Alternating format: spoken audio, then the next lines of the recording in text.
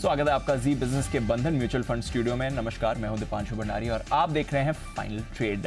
Action बाजार में आपको भरपूर होते हुए दिख रहा है। थोड़ी सुस्त शुरुआत हुई, उसके बाद एक तेजी आई, फिर हम थोड़ा फिसले, अब वापस रिकवरी के मूड में आपको बाजार दिख रहा है। तो कितनी टिकाऊ है ये रिकवरी? हफ्ते का पहला दिन है, मंथली एक्सपायरी की तरफ हमारी नजर बनी हुई है और यहां से बाजार का एक्शन आपको कैसे बनते हुए दिख सकता है, काफी सवाल है, जवाब आपको इसी शो में मिलने वाला है। फिलहाल एक बार की बड़ी बातों पर डाल देते हैं नजर और सबसे बड़ी बात तो यही है कि थोड़ा रिकवरी के मूड में आपको बाजार आते हुए दिख रहा है। इंडेक्स लेवल पर आप देखेंगे तो निफ्टी आपको एकदम फ्लैट दिखेगा, 19,700 के आसपास ट्रेड हो रहा है।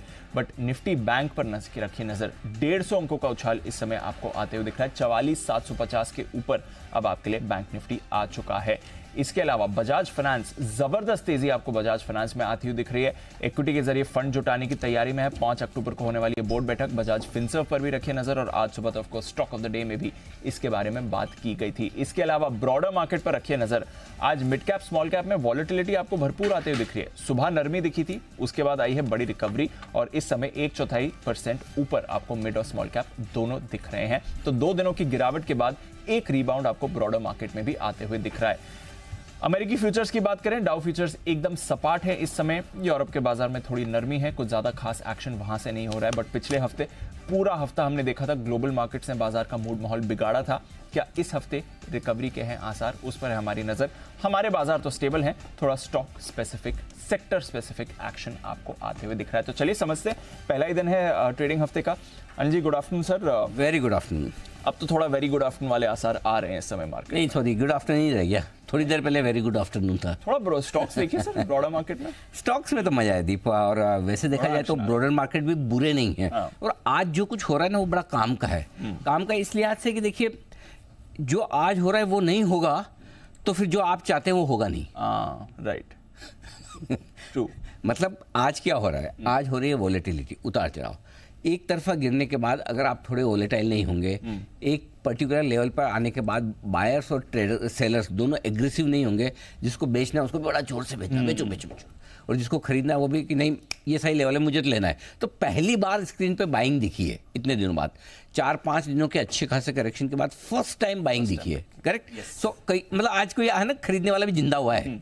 सो और जैसे वो जिंदा होकर थोड़ा सर उठाने की कोशिश करता, वापस बेचने वाला अच्छा आया है, ले मैं देता हूँ। तो ये जो हो रहा है ना, ये होने पर ही बेस्ट फॉर्मेशन होता है। अब ये शुरुआती है, बिल्कुल पहला लक्षण है। 1-2 दिन आपको इस तरह की वॉलेटिलिटी और इस तरह का देखना पड़ेगा। बट आई थिंक कह सकते हैं कि पिछला हफ्ता बहुत खराब, उसके पहले वाला हफ्ता ड्रीम रन वाला, 5 के 5 दिन बाजार मजबूत। पिछले हफ्ते छुट्टी का छोड़ दें, उस दिन भी हम खराब ही थे, जिस दिन छुट्टी थी उस दिन भी, तो पूरा हफ्ता खराब गया। ये हफ्ते आपने मंथली एक्सपायरी में शुरुआत थोड़ी सी बेहतर की है। और जो हम बात कर रहे थे, एक मजबूत हफ्ता एक कमज़ोर हफ्ता, तो फिर ये क्या वोलेटाइल हफ्ता हो सकता है? बिल्कुल हो सकता है, और होना भी चाहिए। क्योंकि आमतौर पर मंथली एक्सपायरी का हफ्ता और 2 हफ्ते की ट्रेडिंग पैटर्न्स है, आप थोड़ी वॉलेटिलिटी की उम्मीद कर सकते हैं, करनी भी चाहिए। तो आई थिंक बहुत बढ़िया परफेक्ट मार्केट बन रहा है। परफेक्ट मार्केट कैसे बन रहा है दीप? अभी तक 2-3-4 ट्रेडिंग सेशन में मार्केट ऐसा था कि आप किसी भी लेवल पे बेचो पैसा बनेगा। अब ये परफेक्ट मार्केट ऐसा कि अगर आपका व्यू सही और लेवल सही तो आपका दोनों तरफ पैसा बन सकता है। सपोर्ट लेवल से खरीदारी करेंगे, आपको पैसा बनाने का मौका मिलेगा। रुकावट के लेवल पर प्रॉफिट बुकिंग करने की कोशिश करेंगे, आपका पैसा वहाँ भी बनेगा। तो दोनों लेवल पर पैसा बनाने का मार्केट आता दिख रहा है। 19,600 नीचे तोड़ा नहीं है, 19,750 पार किया नहीं है, एकदम परफेक्ट 150 पॉइंट की रेंज को टाइम पास किया। ठीक है। बैंक निफ्टी का जहाँ तक सवाल है दीप, आज की रेंज मैंने कहा था बड़ी दे रहा हूँ, लेकिन यही है 44,200 और 44,425। करेक्ट। आप देख लीजिए 400 का लो बनाकर वहाँ से बैंक निफ्टी घुमा है और बिल्कुल परफेक्ट लेवल। निफ्टी में भी 19,625 से 525 की रेंज में आपको खरीदना था, एग्जैक्टली 600 के आसपास से घुमा है। सो बिल्कुल परफेक्ट लेवल के आसपास से मार्केट घूम रहा है। और इसीलिए 2-3 टुकड़ों में खरीदारी करने की राय इसीलिए दी जाती है कि जिस तरह की वॉलेटिलिटी और जिस तरह का बाजार है, अगर गलती से एक आध लोअर लेवल आ जाए तो आप और जगह रखें, नहीं आया तो कोई बात नहीं, पहले लेवल पर आपकी एंट्री हो गई। ऊपर की तरफ अब जो इंपॉर्टेंट है बता दूँ, निफ्टी पर 19,750 19,800 ये रुकावट की जगह है आज के लिए।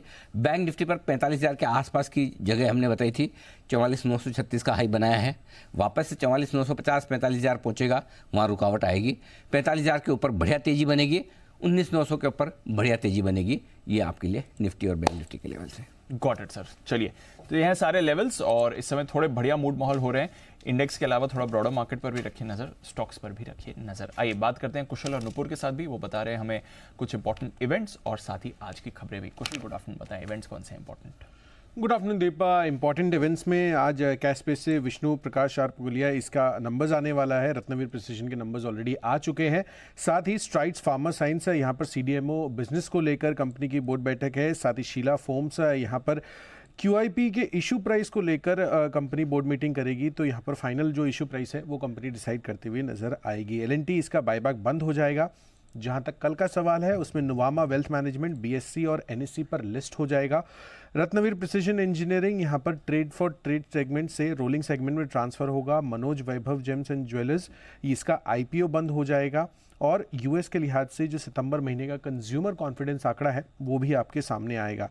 बुधवार 27 सितंबर के फिनटेक बोर्ड बैठक में non convertible redeemable preferential shares के बायबैक पर विचार है। लिखिता इंफ्रा, यहाँ पर QIP द्वारा फंड जुटाने पर कंपनी की बोर्ड बैठक होगी। BSC का बायबैक बंद हो जाएगा। साथ ही HMA एग्रो, यहाँ पर 50% IPO एंकर लॉक इन भी खत्म होता हुआ दिखेगा 90 दिनों वाला। IPO के लिहाज से सिग्नेचर ग्लोबल और साई सिल्क इन दोनों की लिस्टिंग होगी। साथ ही वैलिएंट लैब, इसका IPO खुलेगा 27 तारीख को, 3 अक्टूबर तक ये खुला रहेगा।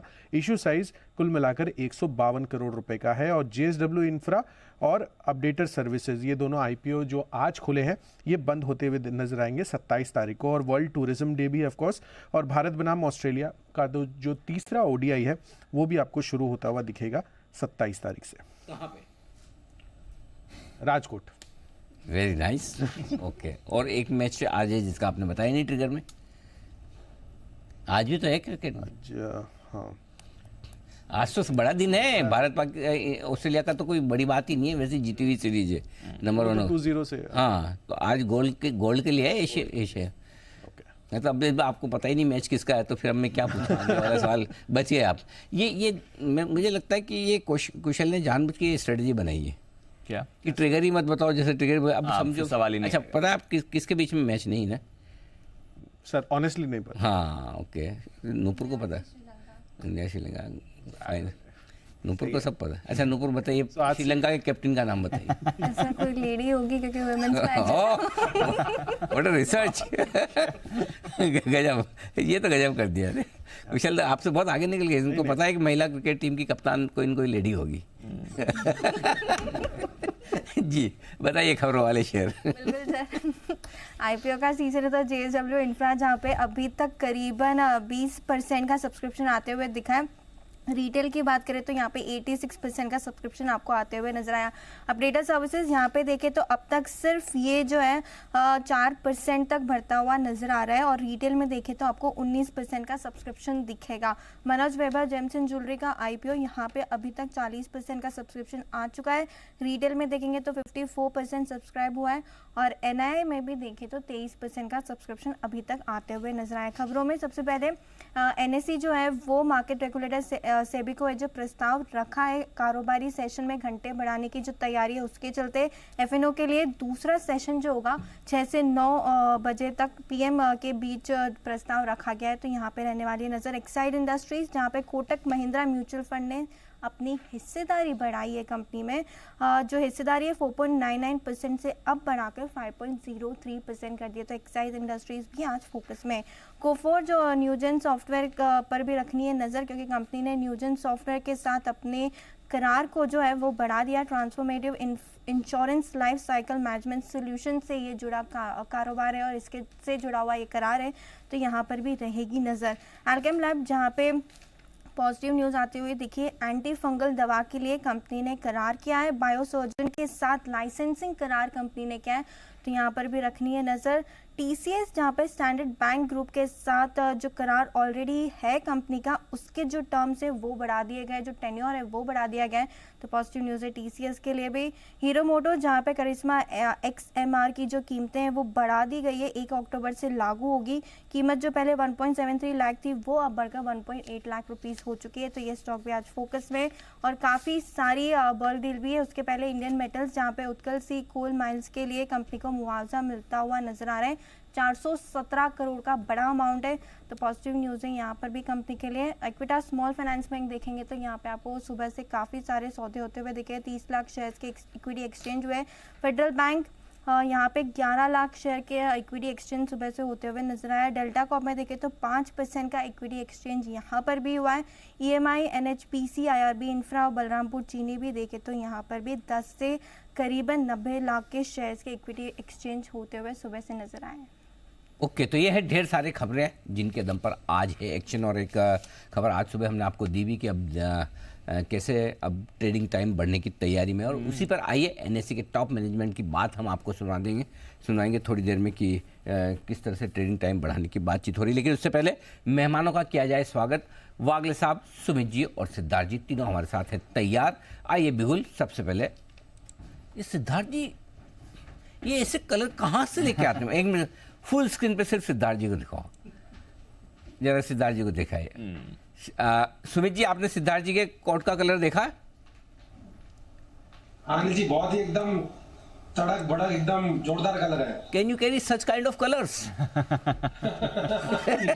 नहीं, बिल्कुल नहीं। देखो क्या सिद्धार्थ जी, मतलब गजब के कलर। सिद्धार्थ जी, वाह, मजा आ गया देखकर। जी सर, बिल्कुल तैयार है आपके लिए, आप रेडी है? बिल्कुल रेडी है अनिल जी। सुपर सिद्ध,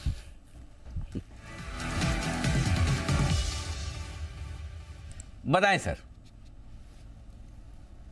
good afternoon Anil ji, good afternoon Deepanshu और गुड आफ्टरनून सभी को। धन्यवाद अनिल जी कोट के कलर के लिए, अप्रिशिएट करने के लिए। हम ढूंढते रहते हैं, कहीं ना कहीं यूनिक चीज मिल जाती है तो ले लेते हैं। वाह क्या बात, आप भी तो यूनिक है सर एकदम, बिल्कुल, क्या बात, वेरी नाइस। बताएं अनिल जी, खरीदारी की राय है NBFC स्पेस में, वो है बजाज फाइनेंस।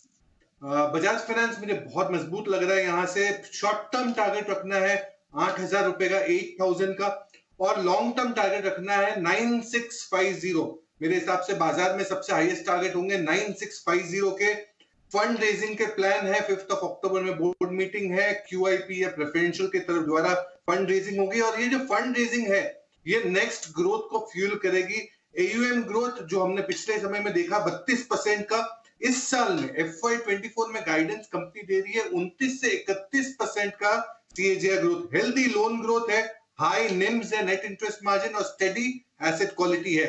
सबसे बड़ी चीज कि ये नए नए प्रोडक्ट्स में अब आ रहे हैं, जैसे कि ऑटो लोन हो गया, कॉर्पोरेट लोन हो गया, माइक्रो फाइनेंस हो गया, तो Bajaj finance all round player बन जाएगा। तो शॉर्ट टर्म टारगेट होगा 8,000 का और लॉन्ग टर्म टारगेट होगा 9650 का। ये है आपके लिए बजाज फाइनेंस, और आज सुबह स्टॉक ऑफ द डे भी था। टारगेट आपके लिए 7,690 के थे, वहां से भी आप 100 रुपए ऊपर इस काउंटर को देख रहे हैं, तो बढ़िया मूव है ये सुबह। आज तो बजाज फाइनेंस सबको पसंद आया, देखो सुबह से लेकर, अच्छा मुझे भी तो आया, मैं भूल गया, मैं हिमांशु जी का देख रहा था, हिमांशु जी को पसंद आया, विश्वेश जी को पसंद आया, और भी किसी को आया तो हाथ खड़ा कर देना भाई। बट आज ये स्टॉक ऑफ फाइनेंस और फिनसर्व दोनों ही बिल्कुल बढ़िया मोमेंट, और समझ में आ गया दीप की जिस तरह से 2 साल बाद फंड रेजिंग कर रहे हैं ना, मजा आ गया। लेकिन अभी हम बात करते हैं NSE के। NSE ने मार्केट रेगुलेटर सेबी को FNO कारोबार में आगे समय बढ़ाने को दे दी है अर्जी। क्या है प्लान, कैसे होगा ये सब कुछ संभव, और आगे क्या कुछ हो सकता है, टाइमलाइन क्या है, इन सब पर हमारे संवाददाता ब्रजेश कुमार ने बात की NSE के chief business development officer Shri Ram Krishnan से। आइए सुनते हैं। क्या प्लान है एक्चुअली, आप क्या सबमिट किया है आपने रेगुलेटर को, क्या इंटेंट है आपका, क्या करना चाहते हैं?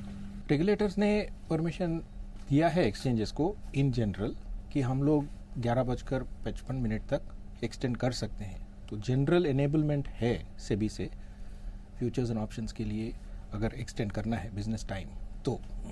लेकिन हमने वो एज सच नहीं किया है कुछ। हमने तो बहुत डिस्कशंस किए हैं, वर्किंग कमेटी सेटअप किया, और पिछले 9 महीने से हम ब्रोकर्स के साथ लगातार इस विषय पे चर्चा करते जा रहे हैं। सबका व्यू पॉइंट लिया हमने, ना सिर्फ ब्रोकर्स का पर एसेट मैनेजर्स का भी लिया है, फॉर एग्जांपल फॉरेन इन्वेस्टर्स का भी लिया है, उनका भी रिप्रेजेंटेशन था ये कमिटीज़ में। और सबका डिस्कशन होने के बाद हमको ये ऐसा लगा कि कैश इक्विटी को हाथ नहीं लगाना चाहिए, क्योंकि यही फीडबैक आया था कमिटी से और जितने भी स्टेक होल्डर्स थे उन सब से। तो हमने कैश इक्विटी को अलग रख छोड़ दिया, एज इट इज़ 330 को जो क्लोज है वैसा ही रहेगा। लेकिन फ्यूचर्स एंड ऑप्शंस पे सबका यही सजेशन है कि शाम का एक सेशन रखना ज़रूरी है। एज अ स्मॉल स्टार्ट, छोटा सा एक शुरुआत करते हैं और आगे देखते हैं कैसे इसको ले जाना है। तो हमने 6 बजे से 9 बजे के बीच एक सेशन के लिए अप्रूवल के लिए मांगा है, एक अप्रूवल मांगा है सेबी से, एक लेटर भेजा है हमने। और जैसे कि मैंने बोला, ये हम जो भी कर रहे हैं ये ब्रोकर्स के सहमति के साथ कर रहे हैं और मेजॉरिटी व्यू पॉइंट के साथ कर रहे हैं और रेगुलेटर के अप्रूवल के बाद ही करेंगे। तो ये है एनईसी के चीफ बिजनेस ऑफिसर बताते हुए कि आगे चलते हुए अब तैयारी, मतलब अब तो ये वैसे ही वाला मामला हो गया दीप की बस आज खबर आई अब आई, अभी भी तैयारी है, मतलब लिख दिया अब तो सेबी को भी आज ही करना तो, और सेबी की तरफ से इन प्रिंसिपल तो अप्रूवल है ही कि रात को 11:55 तक आप ये काम कर सकते हैं। तो अब देखो बस अप्रूवल आते ही 2-3 महीने लगेंगे इनको शुरू करने में। मुझे नहीं लगता 3 महीने कह रहे हैं, जल्दी कर देंगे। अच्छा, उससे भी पहले हो जाएगा? कर देंगे क्या, सिस्टम टेक्नोलॉजी तो इंडिया के दोनों ही एक्सचेंजेस के पास वर्ल्ड क्लास है, इनके पास समय से बहुत आगे चल रहे हैं। मतलब इस मामले में तो मानना पड़ेगा हमारे एक्सचेंजेस के पास जो टेक्नोलॉजी है वो दुनिया में किसी के पास नहीं है। दोनों ही एक्सचेंज बहुत मजबूत है टेक्नोलॉजी के मामले में। अब कोई छोटी मोटी कोई टेक्निकल एरर से आप डिसाइड नहीं कर सकते। मतलब कोई आदमी 99% परफेक्ट है तो कंप्लीट रेवेन्यू में नहीं है, 1% तो कहीं भी किसी में भी हो सकता है टेक्नोलॉजी तो। बट ब्रॉडली आप देखा जाए जिन लेवल के ऑर्डर्स, और मैं बताऊँ वीकेंड पे मैं सैटरडे को दोनों के साथ में था, आशीष कुमार चौहान साहब भी थे, राममूर्ति कृष्णन सर भी थे हमारे, दोनों बीएससी और एनएससी के चीफ, एमसीएक्स वाले चीफ भी थे, रेड्डी साहब भी थे। तो मतलब जो पर मिनट ऑर्डर जो लेने की क्षमता हमारे एक्सचेंजेस की दुनिया में किसी की नहीं है, दुनिया में किसी की नहीं है। मतलब हाईएस्ट नंबर ऑफ ऑर्डर्स हम हर रोज ले रहे हैं, हाईएस्ट नंबर ऑफ ट्रेड्स हमारे यहाँ हो रहा है। डेरिवेटिव्स के मामले में पूरी दुनिया में हाईएस्ट वॉल्यूम एनएससी पर है। कोई दूसरा एक्सचेंज अमेरिका कोई नहीं इनके आसपास, सोचो वॉल्यूम्स में। हाँ, वॉल्यूम्स में तो टेक्नोलॉजी तो है तभी हो रहा है ना, जबरदस्त। और बिल्कुल तो उस हिसाब से तो, और कंप्लीट हमारा टेक्नोलॉजी ड्रिवन है। अभी भी कई सारे बड़े बड़े डेवलप कंट्रीज में तो फ्लोर पे ट्रेडिंग होती है, चिल्ला के वो वाला सिस्टम, अभी रिंग वाला सिस्टम है। आई थिंक टेक्नोलॉजी तो हमारे पास है, बहुत मजबूत है एक्सचेंजेस, जल्दी लागू होगा। एंजॉय, बढ़िया है। अब रात को पता चलेगा आईपीएल देखना है कि मार्केट के मैच देगा। 6 से 9 में अगर शुरू हो गया, अरे मजा आएगा बहुत हाँ, वैसे याद है। चलो बहुत बढ़िया। तो ये आपके लिए पूरा का पूरा एनआईएसी एक्शन को बढ़ाते हैं आगे, और एक्सचेंजेस की बात निकली है तो एक और एक्सचेंज पे फोकस करेंगे। उससे पहले जल्दी से उस एक्सचेंज पे फोकस करें, उससे पहले एक बार सुमित जी पे फोकस कर लेते हैं। बिल्कुल सुमित का सुपरहिट।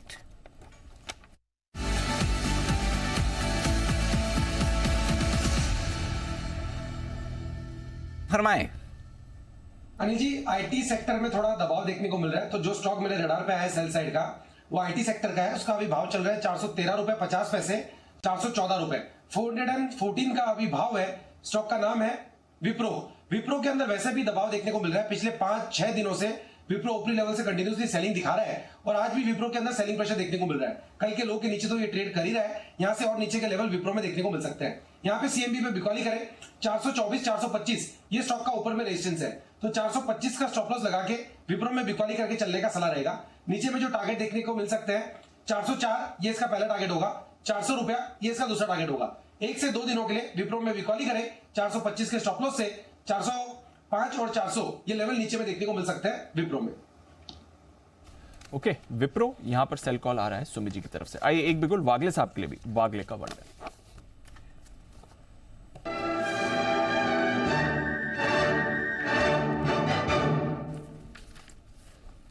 बताएं वागले साहब।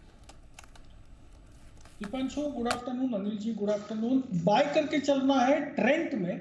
एक मल्टीपल पिछले 4-5 दिनों का, 4-5 दिनों का नहीं, 2 से 3 हफ्तों का टॉप इसने क्लियर किया है। अभी 2120 का करंट भाव है।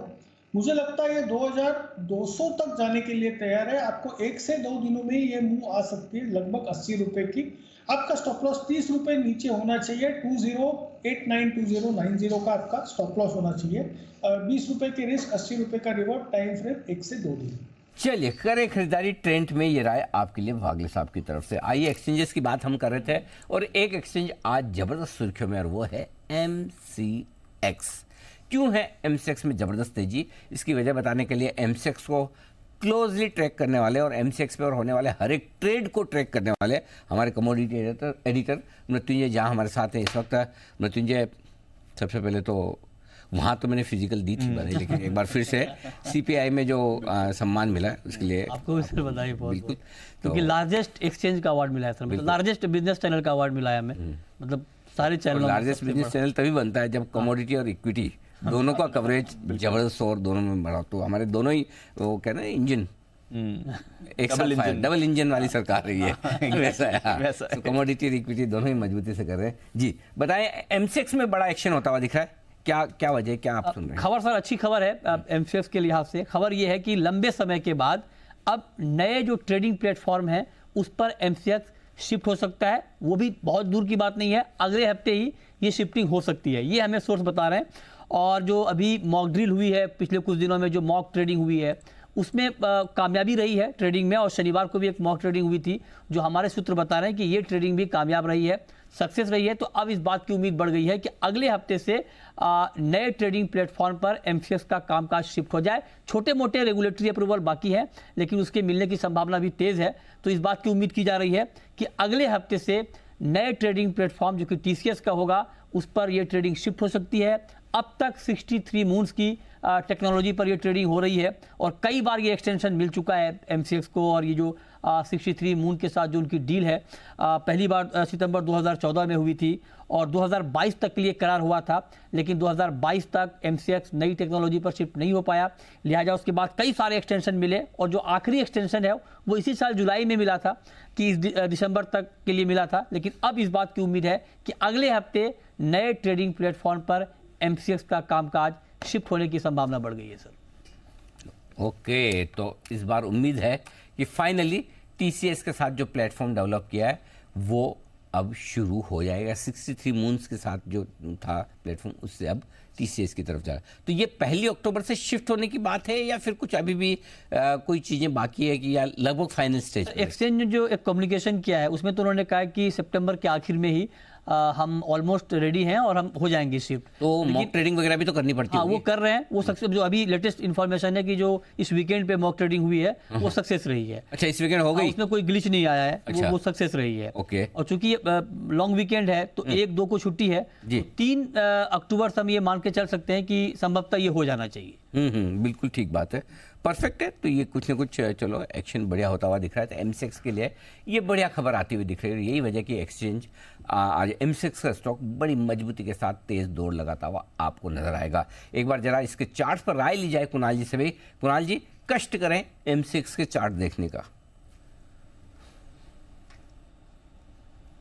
अनिल जी देखिए, अच्छा चार्ट देखने में अनिल जी कष्ट नहीं होता। तो एक ब्रेकआउट आता हुआ चार्ट पर नजर आ रहा है और मुझे लगता है कि अनिल जी अभी जो रीसेंट स्टॉक के हाईज हैं 2050 के लेवल्स ने एक बार छुए थे, तो वो लेवल्स इसमें दोबारा आते हुए आपको दिखाएंगे देंगे। तो 2050 2100 तक का एक अपमूव स्टॉक में मुमकिन है। तो जिनके पास पोजीशन है, मेरी बने रहने की राय है। मुझे लगता है कि स्टॉक 2050 2100 के लेवल्स दिखाएगा, होल्ड करने की फिलहाल राय। Perfect, glad to know Kunal ji के अच्छे चार्ट देखने में कष्ट नहीं होता। अब हमारी तो मजबूरी है, चार्ट अच्छा है या खराब ये तो हमें पता नहीं होता। हम तो सिर्फ सवाल पूछ लेते हैं। कभी किसी चार्ट में आपको कष्ट हो और आपको लगे खराब है तो कृपया करके बता दें, हम क्षमा याचना के साथ हम अपने शब्द वापस ले लेंगे। अभी तो मतलब ये जो आपका कष्ट वाला जो मामला है ये सिर्फ तेजी के चार्ट में या मंदी के चार्ट में, या फिर चार्ट अच्छा होना चाहिए तेजी का हो या मंदी का हो? नहीं अनिल जी देखिए, अनिल जी सबसे पहले तो जो सवाल कर रहा है वो इंसान अच्छा होना चाहिए। अनिल जी जैसे अच्छे लोगों से बात करने में बिल्कुल तकलीफ नहीं होती है, बिल्कुल ही वैसे अनिल जी अच्छा अगर प्रश्न किया गया तो अनिल जी उसका जवाब देने में मजा आता है। दूसरी बात अनिल जी, जो चार्ट की आपने बात की, कुछ चार्ट्स वाकई में अनिल जी बहुत बोझिल होते हैं, तो चार्ट देखकर मन ही नहीं करता कि उन पर टिप्पणी की जाए या कोई बातचीत की जाए। तो ऐसे बोझिल चार्ट्स अनिल जी आमतौर पर अवॉइड करने चाहिए। और सौभाग्य मेरा अनिल जी है कि आमतौर पर आप सवाल ज्यादातर ऐसे बोझिल चार्ट्स पर ही करते हैं मुझसे। चटपटे जो चार्ट्स हैं वो अनिल जी बाकी लोग ले जाते हैं। लेकिन दीप, इन्होंने एक बात बहुत बड़ी बात की, क्या अच्छा एंकर होना चाहिए। अच्छा एंकर होना चाहिए, वो तो बात मान ली। नए लोगों की एंट्री लेनी मुश्किल हो जाएगी। कुणाल जी समझ लीजिएगा आप किसकी एंट्री रोक रहे हैं। चलिए आइए बढ़ते आगे। लेकिन हाँ, आगे बढ़े उससे पहले एक बार जरा सिद्धार्थ जी से भी राय ली जाए MCX को लेकर जो डेवलपमेंट होता है दिख रहे हैं। सिद्धार्थ जी, फंडामेंटल राय आपकी MCX पर? देखिए अनिल जी, MCX को हम ट्रैक तो करते नहीं है, एक रिपोर्ट भी नहीं है, बट ये नए जो प्लेटफॉर्म आने से, क्योंकि आज प्लेटफॉर्म का बिजनेस बहुत बड़ा हो गया है और नए प्लेटफॉर्म से आने से वॉल्यूम्स में अगर बढ़ोतरी होती है या सीमलेस मिलती है तो ये कंपनी को डेफिनेटली फायदा होगा। ऑफ कोर्स मॉक ट्रेडिंग वगैरह में इन्होंने पूरा अपना चेकअप कर लिया होगा, बट ओवरऑल पर्सपेक्टिव से वॉल्यूम्स में बढ़ोतरी की उम्मीद लगा सकते हैं, क्योंकि टीसीएस का बनाया हुआ प्लेटफॉर्म है तो बेहतरीन हो सकता है। तो इसी पे ही एक उम्मीद रहेगी और एक्सपेक्टेशन रहेगी। ओके, ये है आपके लिए एमसीएक्स पर राय सिद्धार्थ जी की तरफ से भी, और रखे नजर चार्ट्स पर तो बढ़िया लग ही रहा है। आइए बिगुल सचिन जी के लिए बीटीएस डबल टी का।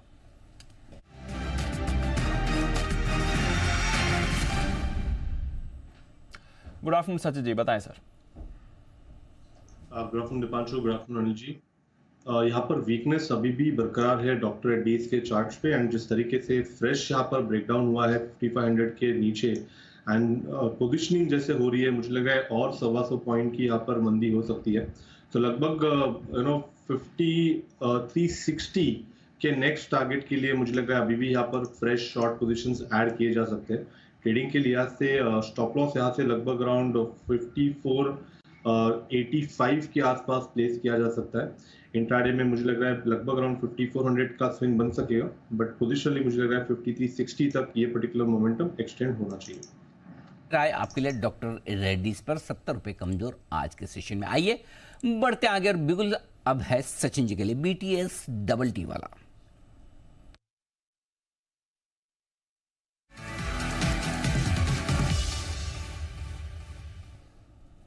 माफ कीजिएगा, सुपर सीट का बिगुल था सचिन जी के लिए।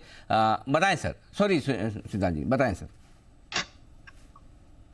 जी अनिल जी, मुझे लगता है कि हाईवेज और रोडवेज की कंपनियां बहुत अच्छा कर सकती है, और उसमें से है केएनआर कंस्ट्रक्शन। केएनआर कंस्ट्रक्शन जिसका शॉर्ट टर्म टारगेट रखना है 286 का और पोजिशनल टारगेट रखना है 313 का। केएनआर कंस्ट्रक्शन पे खरीदारी की राय है। हिस्टोरिकल ग्रोथ इनकी जो आई में देखी गई है वो 16% सीएजीआर देखी गई है। रोड्स और हाईवेज की कंपनी है, 7,500 किलोमीटर और 12 स्टेट्स में इनकी कंस्ट्रक्शन एक्टिविटी कंप्लीट हो चुकी है।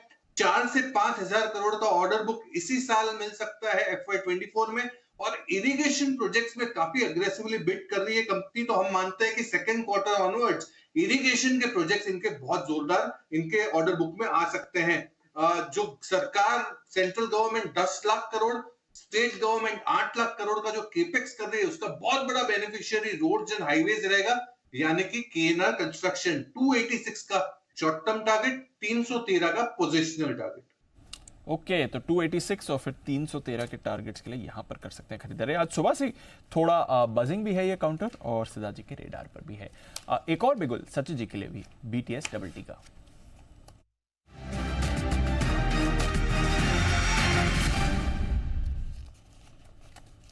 बताएं सर। दीपांशु, यहाँ पर डॉक्टर रेड्डी में तो बिकवाली करनी है, बट डॉक्टर लाल पैथलैब्स का स्ट्रक्चर काफी इंटरेस्टिंग है। मुझे लग रहा है वहां पर एक अच्छी रिन्यूड स्ट्रेंथ नजर आई है पिछले 2 दिनों के बिकवाली के बाद।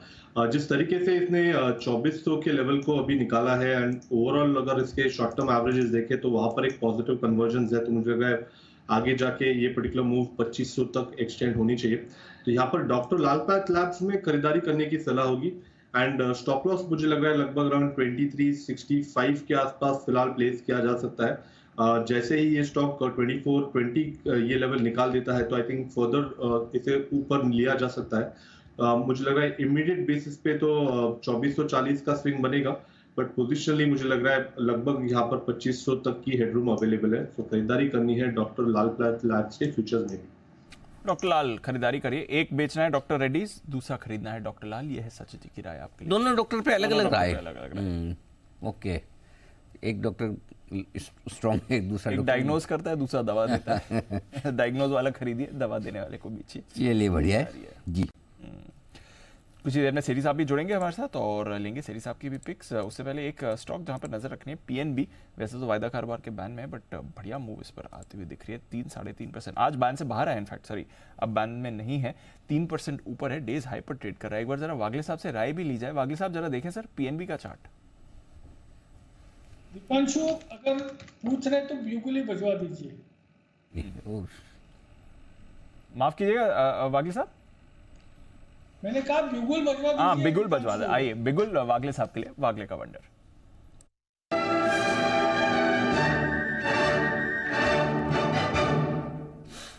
बताएं सर। अंशु 80 के लेवल के पार ये निकलेगा तो इसमें कम से कम एक 5 से 7 रुपए की मूव जो इसमें 80 रुपीज के स्टॉक के लिए बड़ी है, 8 से 10% की मूव इसमें अगले 1 से 2 दिनों में आनी चाहिए। मेरा पहला टारगेट 86, 85, 86, 85, 50, 86 का होगा। दूसरा टारगेट 90 का होगा जो पोजिशनल होगा। तो यहाँ पर अभी 80 के पार ट्रेड हो रहा है जैसे हम बात कर रहे हैं। आपने सही लेवल पे सही टाइम पकड़ा है और आपका स्टॉप लॉस एक 78 का होना चाहिए। 2 रुपए की रिस्क होगी, पोजिशनली 10 रुपए का रिवॉर्ड होगा। और अगर आज और कल की बात करेंगे तो 5 से 6 रुपए मिल सकते हैं। ओके, 5 से 6 रुपए मिलने की संभावना है यहाँ पर। इस लिहाज से आपको करना है एक्शन तेजी का। ये राय पीएनबी के फ्यूचर्स में वागले साहब की तरफ से। सेठी साहब भी हैं तैयार, आइए बिगुल के साथ उनका भी होगा स्वागत।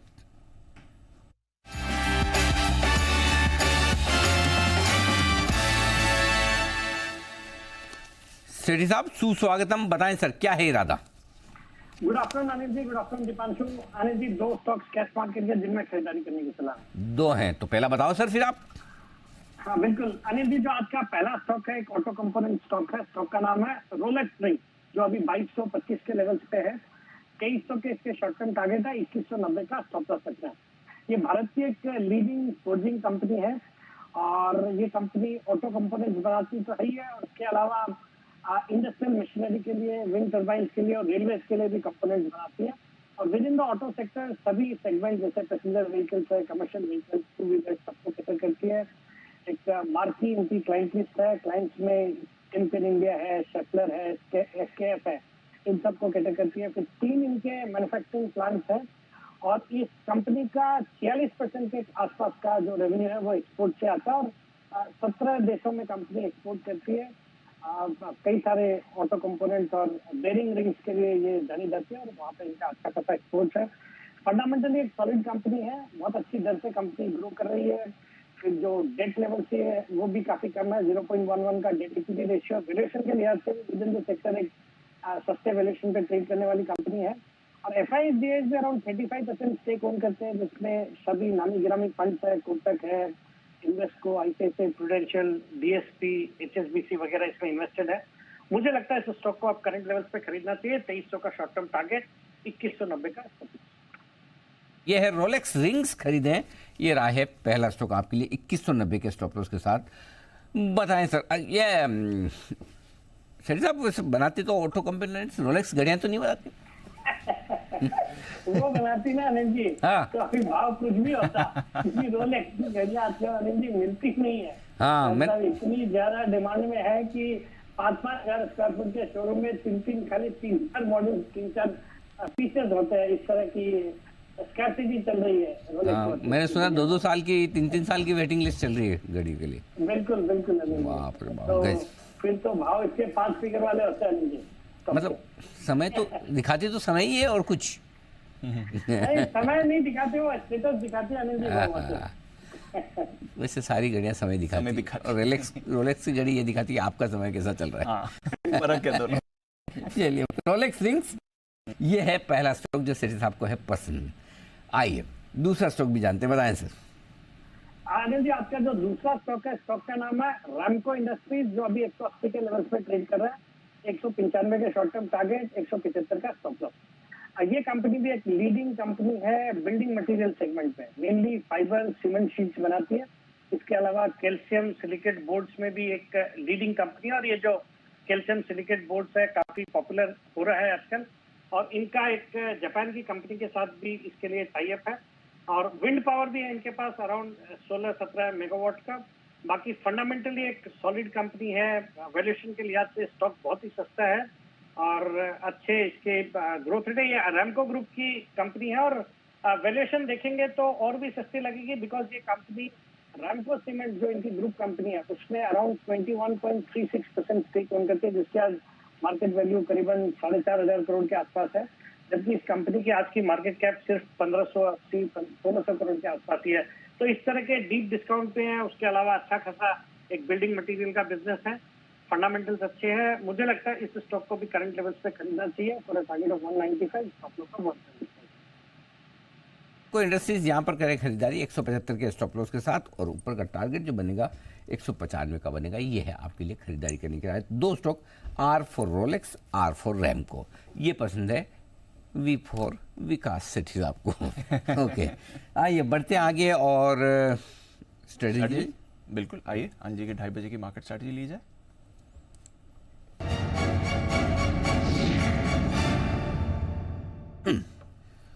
अमेरिकी फ्यूचर्स कुछ ज्यादा खास कर नहीं रहे। सुबह थोड़े पॉजिटिव थे, अभी थोड़े गिरे हुए हैं, बट 50 पॉइंट नीचे डाउ फ्यूचर से कुछ ऐसी बड़ी गिरावट नहीं है। नैस्डैक फ्यूचर्स भी आपको हल्की फुल्की गिरावट दिखा रहे हैं 1/4% की। एशिया थोड़ा मिला जुला था, जापान पॉजिटिव बंद हुआ है आपके लिए, सिंगापुर पॉजिटिव, ताइवान बंद हुआ है पॉजिटिव, बट चीन और हांगकांग में गिरावट दिखी है। यूरोप में आपको गिरावट दिख रही है अच्छी खासी, आधे से 1% नीचे आपको यूरोप दिख रहा है, तो थोड़ी ज़्यादा फॉल है उधर। रुपया आज काफ़ी गिरा है, 18 पैसे कमज़ोर हुआ है। 16 पैसे गेन किया था फ्राइडे को, सारी गेन्स गिव अप करके आज 18 पैसे कमज़ोर है। तो वैसे तो कुछ अच्छा नहीं दिख रहा है, बट हमारे इंडेक्सेस होल्ड आउट कर रहे हैं सर मार्केट में। दीप, वैसे देखा जाए तो बहुत ज़्यादा कुछ ऐसे संकेत है नहीं, लेकिन बात यही कि आज हम कम गिर रहे हैं, उसका वजह ये कि हम कुछ इंपॉर्टेंट सपोर्ट लेवल के आसपास आ गए। 19,500 19,600 की रेंज में हम बार बार ये कह रहे हैं कि पहला सपोर्ट लेवल यही है और वहाँ पर रुकता हुआ दिख रहा है। सेम बैंक निफ्टी का भी वही हाल है, 44,500 44,400 के आसपास क्लोजिंग, इसको 44,500 के नीचे देनी नहीं है।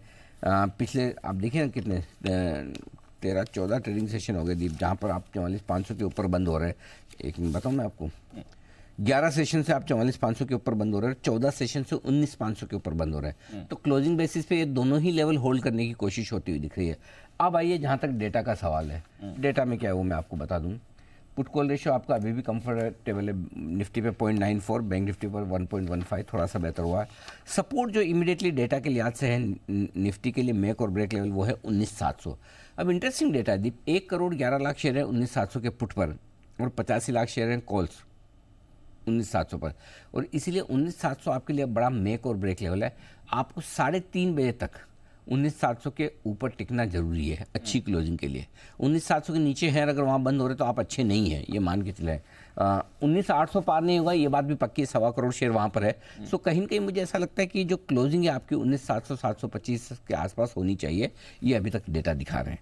बैंक निफ्टी का जहाँ तक सवाल है, 44,500 के नीचे क्लोजिंग नहीं होगी और 45,000 के ऊपर भी नहीं होगी, इस बीच में कहीं क्लोज होना है। इस क्लोज होने के लिए सबसे बढ़िया जगह जो दिख रही थी वो 44,800 के आसपास की दिख रही है। सो मुझे लगता है कि बचे हुए समय में इंडेक्स शायद बहुत ज़्यादा कुछ ना करें, 3 बजे तक 45,000 को पार करें तो बढ़िया तेज़ी होगी, और 3 बजे तक 44,500 के नीचे जाए तो दबाव बनेगा, लेकिन दोनों की संभावना कम है। और निफ्टी में वही है, 19,700 के ऊपर निकल कर टिकेगा तो बेहतर होगा। मुझे लगता है क्लोजिंग 19,700 725 के आसपास होनी चाहिए, जैसा डेटा आज दिखा रहे हैं ये आपके लिए।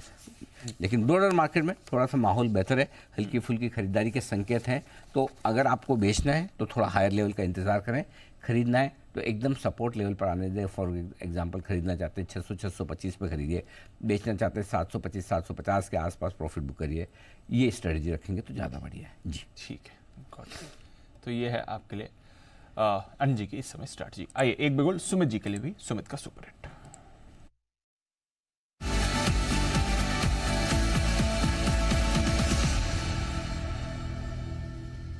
बताएं सर। दिवांशु, बाय का स्टॉक रडार पे है। स्टॉक का अभी भाव चल रहा है 120 रुपए, 120 रुपए 50 पैसे। 120.50 का अभी भाव है। स्टॉक का नाम है हेमिस्फेयर प्रॉपर्टीज। हेमिस्फेयर प्रॉपर्टी के अंदर ब्रेकआउट है। हेमिस्फेयर प्रॉपर्टी एक तेजी के ट्रेंड में है। तेजी के ट्रेंड के बाद स्टॉक ने लास्ट कुछ दिनों में साइडवेज मूव दिखाया। अब ये स्टॉक यहां से वापस ऊपर का मूव दिखाने को तैयार है। यहां पे सीएमपी पे खरीदारी करें, जिन्होंने ले रखा है वो लोग होल्ड करें। स्टॉक का जो नीचे में चार्ट्स के ऊपर सपोर्ट दिखाई दे रहा है 116 रुपए 117 रुपए पे दिखाई दे रहा है, तो 116 का इसका ट्रेडिंग के लिहाज से स्टॉप लॉस होगा। ऊपर में जो टारगेट देखने को मिल सकते हैं, इसका पहला टारगेट बनेगा 126 रुपए का, दूसरा टारगेट बनेगा 130 रुपए का। 2-4 दिनों का व्यू लेके हेमिस्फेयर प्रॉपर्टीज में खरीदारी करें। 126 130 ये लेवल ऊपर में देखने को मिल सकते हैं। ओके, तो यह है आपके लिए हेमिस्फेयर प्रॉपर्टीज और रियल एस्टेट पर रखनी है नजर। इनफैक्ट काफी सारे रियल एस्टेट स्टॉक्स और कुछ मिड कैप वाले स्पेशली एक्शन में आ रहे हैं। अजमेरा रियल्टी देखिए नीचे से मूव दिखा रहा है, शोभा रियल्टी देखिए, India bulls real estate, Kolte Patil यहाँ पर मूव आ रही है। बड़े वालों की बात करें तो डीएलएफ गोदरेज प्रॉपर्टीज अच्छा दिख रहे हैं। ब्रिगेड एंटरप्राइजेज यहाँ पर मूव आ रही है। इमामी रियल्टी, आशियाने हाउसिंग जैसे स्टॉक्स भी आपको मूव रहे हैं। अरविंद स्मार्ट स्पेसेस हो गया, यहाँ पर भी एक्शन आ रहा है। काफी सारे रियल एस्टेट स्टॉक्स में आप जबरदस्त एक्शन बन रहे हैं और खबर का एक ट्रिगर यहां पर बन रहा है जो अभी थोड़ी देर पहले आपकी स्क्रीन पर भी फ्लैश हो रही थी। रॉयटर्स के हवाले से अनिल जी खबर आती हुई दिख रही है, जो एसेंशियली प्रधानमंत्री मोदी ने भी 15 अगस्त के स्पीच में अपने कहा था, सरकार की तरफ से एक होम इंटरेस्ट लोन पर सब्सिडी स्कीम आने की तैयारी हो रही है, जहां पर लो टिकट होम लोन्स पर आपको बढ़िया इंटरेस्ट सब्सिडी दी जा सकती है, ऐसी खबर आ रही है। रॉयटर्स के हवाले से ये खबर आ रही है, बट एसेंशियली सरकार के प्लान में था जो ऑलरेडी 15 अगस्त को प्रधानमंत्री ने बात करी थी, और शायद उसी का इंपैक्ट है जो रियल एस्टेट स्टॉक्स में भी दिख रहा है। होम इंटरेस्ट लोन पर सब्सिडी स्कीम आने की तैयारी में सर। बिल्कुल, ये दीप बड़ी पॉजिटिव खबर है रियल एस्टेट कंपनियों के लिए, इससे हाउसिंग की डिमांड बढ़ेगी। अब ये देखना इंटरेस्टिंग होगा कि किस साइज के किस तरह के लोन्स के लिए होता है, लेकिन इसमें कोई डाउट नहीं कि अगर आपको इकोनॉमी को मजबूत करना है और रफ्तार देनी है तो सबसे बढ़िया एक सेक्टर है जिसके जरिए आप पूरी इकोनॉमी पर पहुंच सकते हो, वो रियल एस्टेट है। क्योंकि अगर एक बिल्डिंग या घर बनता है 500 तरह के रॉ मटेरियल लगते हैं। Yes sir. ठीक है, राइट फ्रॉम सीमेंट और लोहे से लेकर पूरा इंटीरियर तक, राइट। सो आप इतने इंडस्ट्री को काम देते हैं और इतना रोजगार पैदा करते हैं, तो जाहिर सी बात कि अगले 5 साल में 60,000 करोड़ की सब्सिडी अगर इस सेक्टर के लिए बनकर आनी है तो मुझे लगता है कि ये एक अच्छा पॉजिटिव हो सकता है इन सारे शेयरों के लिए। सो थोड़े लो टिकट लोन्स होंगे, 9 लाख तक के जो लोन्स होंगे, तो आई थिंक अफोर्डेबल हाउसिंग की तरफ कुछ ज्यादा पुश होने वाला है इसका, वहां पर ये सब्सिडी स्कीम दी जाएगी। बिल्कुल, तो जाहिर सी बात है छोटे लोन्स के लिए होना भी चाहिए, उसमें कोई डाउट नहीं, ताकि वो ज्यादा से ज्यादा कर सके, बट ओवरऑल सेक्टर के लिए अच्छी बात है। जरा एक बार जरा रियल एस्टेट सेक्टर पर राय ली जाए सिद्धार्थ जी की। सिद्धार्थ जी बताएं सर। बिल्कुल सटीक आपने विश्लेषण दिया अनिल जी कि ये सेक्टर बहुत बड़ा बूस्ट अगर करे सरकार तो बहुत सारा direct indirect employment plus economy में बहुत बड़ा एडअप होगा। तो ये सेक्टर जो है रियल एस्टेट का, ये भी मेटल्स की तरह ही है, एक बार जब तेजी में आता है तो 7-8 साल के बुल रन पे आता है। और मैं मानता हूं कि पिछले कोविड के बाद जो ये सेक्टर में एक जान आई है, यहां से और भी कई सालों की एक बुल रन की दिशा बाकी है रियल एस्टेट पैक के लिए। रियल एस्टेट स्पेस बहुत ही बेहतरीन लग रहा है, चाहे वो मिड सेगमेंट की बात करें या निश सेगमेंट की। डेफिनेटली प्रीमियम सेगमेंट जो है आज भारत में वो सबसे ज्यादा हॉट केक सेलिंग है। तो प्रीमियम सेगमेंट जैसे कि ओबेरॉय हो गया, डीएलएफ हो गया, गोदरेज होगा, ये बेहतरीन है। इसी के साथ अनिल जी एक रिक्वेस्ट करूंगा एक बिगुल के लिए। बिगुल भी ले लेते हैं सिद्धार्थ जी के लिए, सुपर सेट।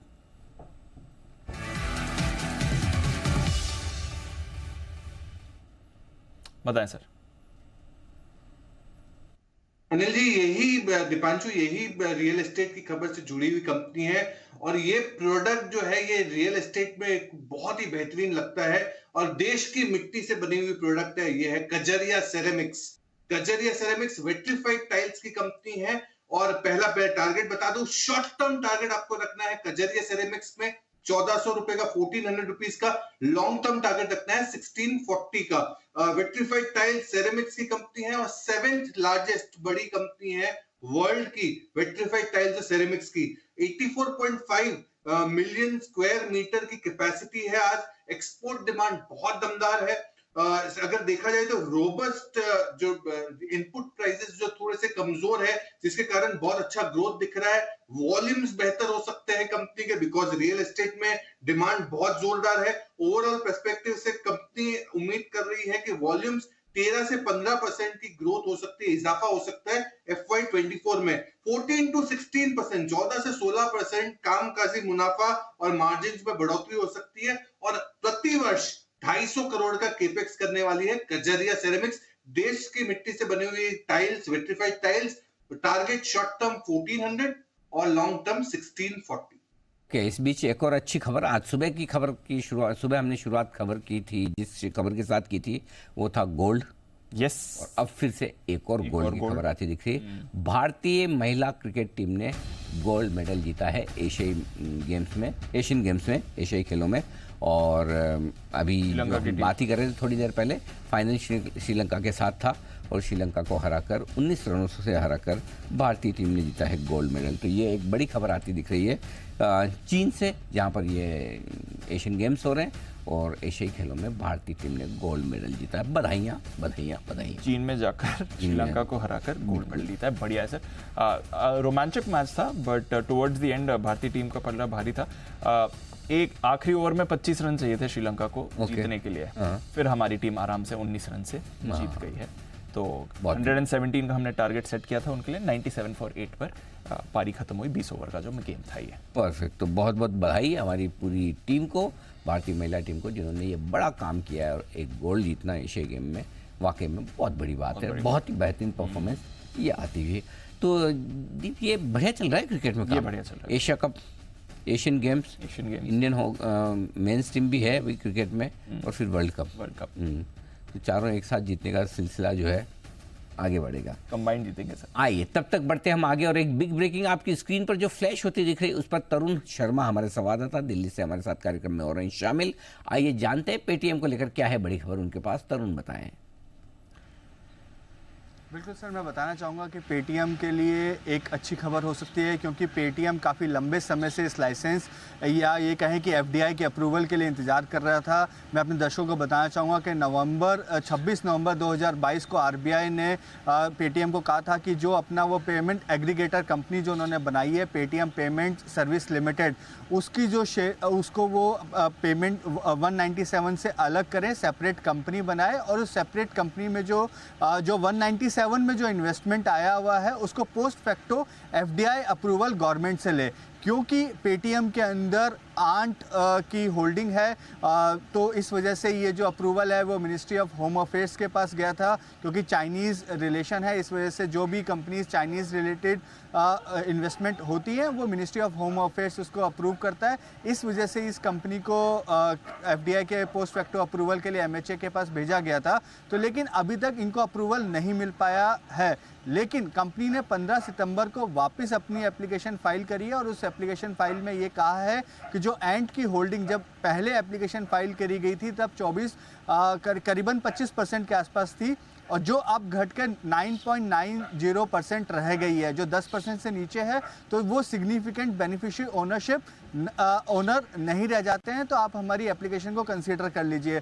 दूसरी तरफ जो विजय शेखर शर्मा हैं, उनकी जो एप्लीकेशन पहले फाइल की गई थी तो करीबन 9% के आसपास उनकी शेयर होल्डिंग थी, जो अब करीबन बढ़कर 19% के आसपास हो गई है। तो जो अब जो सिंगल या ये कहें सिग्निफिकेंट बेनिफिशियरी ओनर हैं वो अब विजय शेखर शर्मा हैं, और जो वो इंडियन है। तो इस वजह से इस एप्लीकेशन को वापस कंसीडर कर लेना चाहिए। जो हमारे जो सोर्सेज हैं वो ये भी बता रहे हैं कि हो सकता है, क्योंकि बाकी कई ऐसे पेमेंट एग्रीगेटर कंपनीज में भी इसी तरीके की शेयर होल्डिंग पैटर्न है जिसको एमएचए ने अप्रूव किया है। तो उम्मीद है कि पेमेंट एग्रीगेटर का लाइसेंस जो अभी तक अटका हुआ है वो अब पेटीएम को मिल सकता है, और जो एफडीआई का पोस्ट फैक्टो अप्रूवल है वो भी उनको अब जल्द मिल सकता है।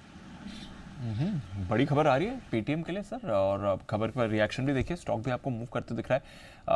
ये इंटरेस्टिंग है, अगर ये निवेश का मामला नहीं अटके तो फिर बड़े अप्रूवल्स इनके लिए आ सकते हैं। दीप, मेरे ख्याल से पहले जो चाइनीज इन्वेस्टमेंट था उसकी वजह से दिक्कत आ रही थी, और कंडीशन ये है कि अगर आपके पास 10% से ज़्यादा वो निवेश है तो आप पेमेंट सर्विसेज के लिए लाइसेंस नहीं ले सकते। तो एंड फिनिशियल जो कि जैकमा की कंपनी है अलीबाबा की, उनके पास बड़ी स्टेक थी, वो लगातार बेच रहे थे। कुछ स्टेक मार्केट में भी की, कुछ स्टेक विजय शेखर शर्मा साहब ने खुद खरीदी, और दोनों के बाद अब वो स्टेक 10% से थोड़ी नीचे आ चुकी है। अब रास्ता साफ है, अब आरबीआई के ऊपर है कि वो लाइसेंस दे या न दे, बट देना चाहें तो अब दे सकते हैं, और अब देने के लिए शायद उनके पास सारे कारण भी रहेंगे। तो संभावना इस बात की बनती है कि पेटीएम का काम हो जाए। क्राइटेरिया तो उन्होंने क्राइटेरिया मीट कर लिया, तो अब क्राइटेरिया आपका हो चुका है पूरा, तो अब सिर्फ यही वाली बात है कि आपको मिल जाए। तो आई थिंक ये होता हुआ आपको दिखेगा। तो यही बड़ी खबर आपको लेकर आए हैं तरुण, बता रहे कि पेटीएम के लिए पेमेंट बिजनेस का लाइसेंस लेने का रास्ता साफ होता हुआ दिख सकता है आगे चलते। स्टॉक भी रिएक्ट कर रहा है, एक बार जरा चार्ट चेक भी ले लिया जाए। कुणाल जी जरा चार्ट देखेंगे सर पेटीएम की। देखिए एक बड़ा अच्छा मूव आता हुआ दिख रहा है दीपांशु। स्टॉक कुल मिलाकर के देखें तो एक रेंज में कई दिनों से ट्रेड कर रहा है, और रेंज जो है वो लगभग 850 रुपए से लेकर 900 के 50 रुपए के दायरे में शेयर काफी दिनों से ट्रेड कर रहा है। मुझे लगता है कि बिल्कुल जो लोअर एंड है रेंज का वहीं से एक बाउंस आता हुआ दिख रहा है, तो ये अपर एंड तक जाना चाहिए। तो 900 रुपए का लक्ष्य होना चाहिए एकदम इमीडिएट टर्म का। तो 900 के टारगेट के लिए मुझे लगता है जिनके पास पोजीशन है बने रहे। 900 के ऊपर जैसे ही ब्रेकआउट आता है पेटीएम में तो फिर आपको इसमें एक जबरदस्त तेजी देखने को मिल सकती है। जिनके पास पोजीशन है 850 का स्टॉप लॉस रखें, फिलहाल होल्ड करें। पोजीशन है 850 का स्टॉप लॉस रखे, होल्ड करें। आइए एक बिगुल भी है कुणाल जी के लिए चार्ट कॉर्नर का।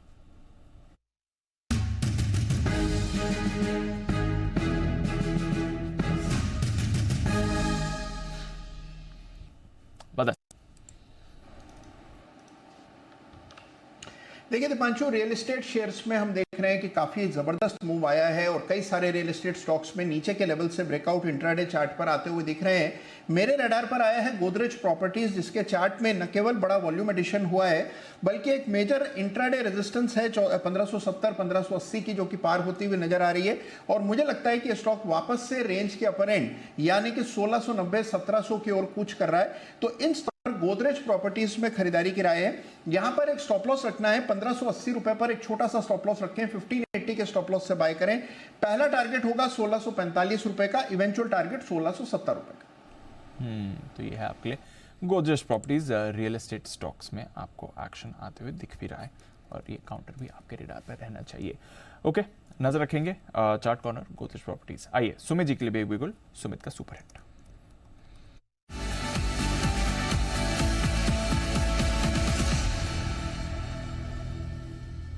सुमित जी बताएं सर। दीपांशु, बाय का स्टॉक रडार पे है। स्टॉक का अभी भाव चल रहा है 462 रुपया, 463 रुपया, 462, 463 का अभी भाव है। स्टॉक का नाम है LIC housing finance. LIC housing finance के अंदर मोमेंटम बना हुआ है।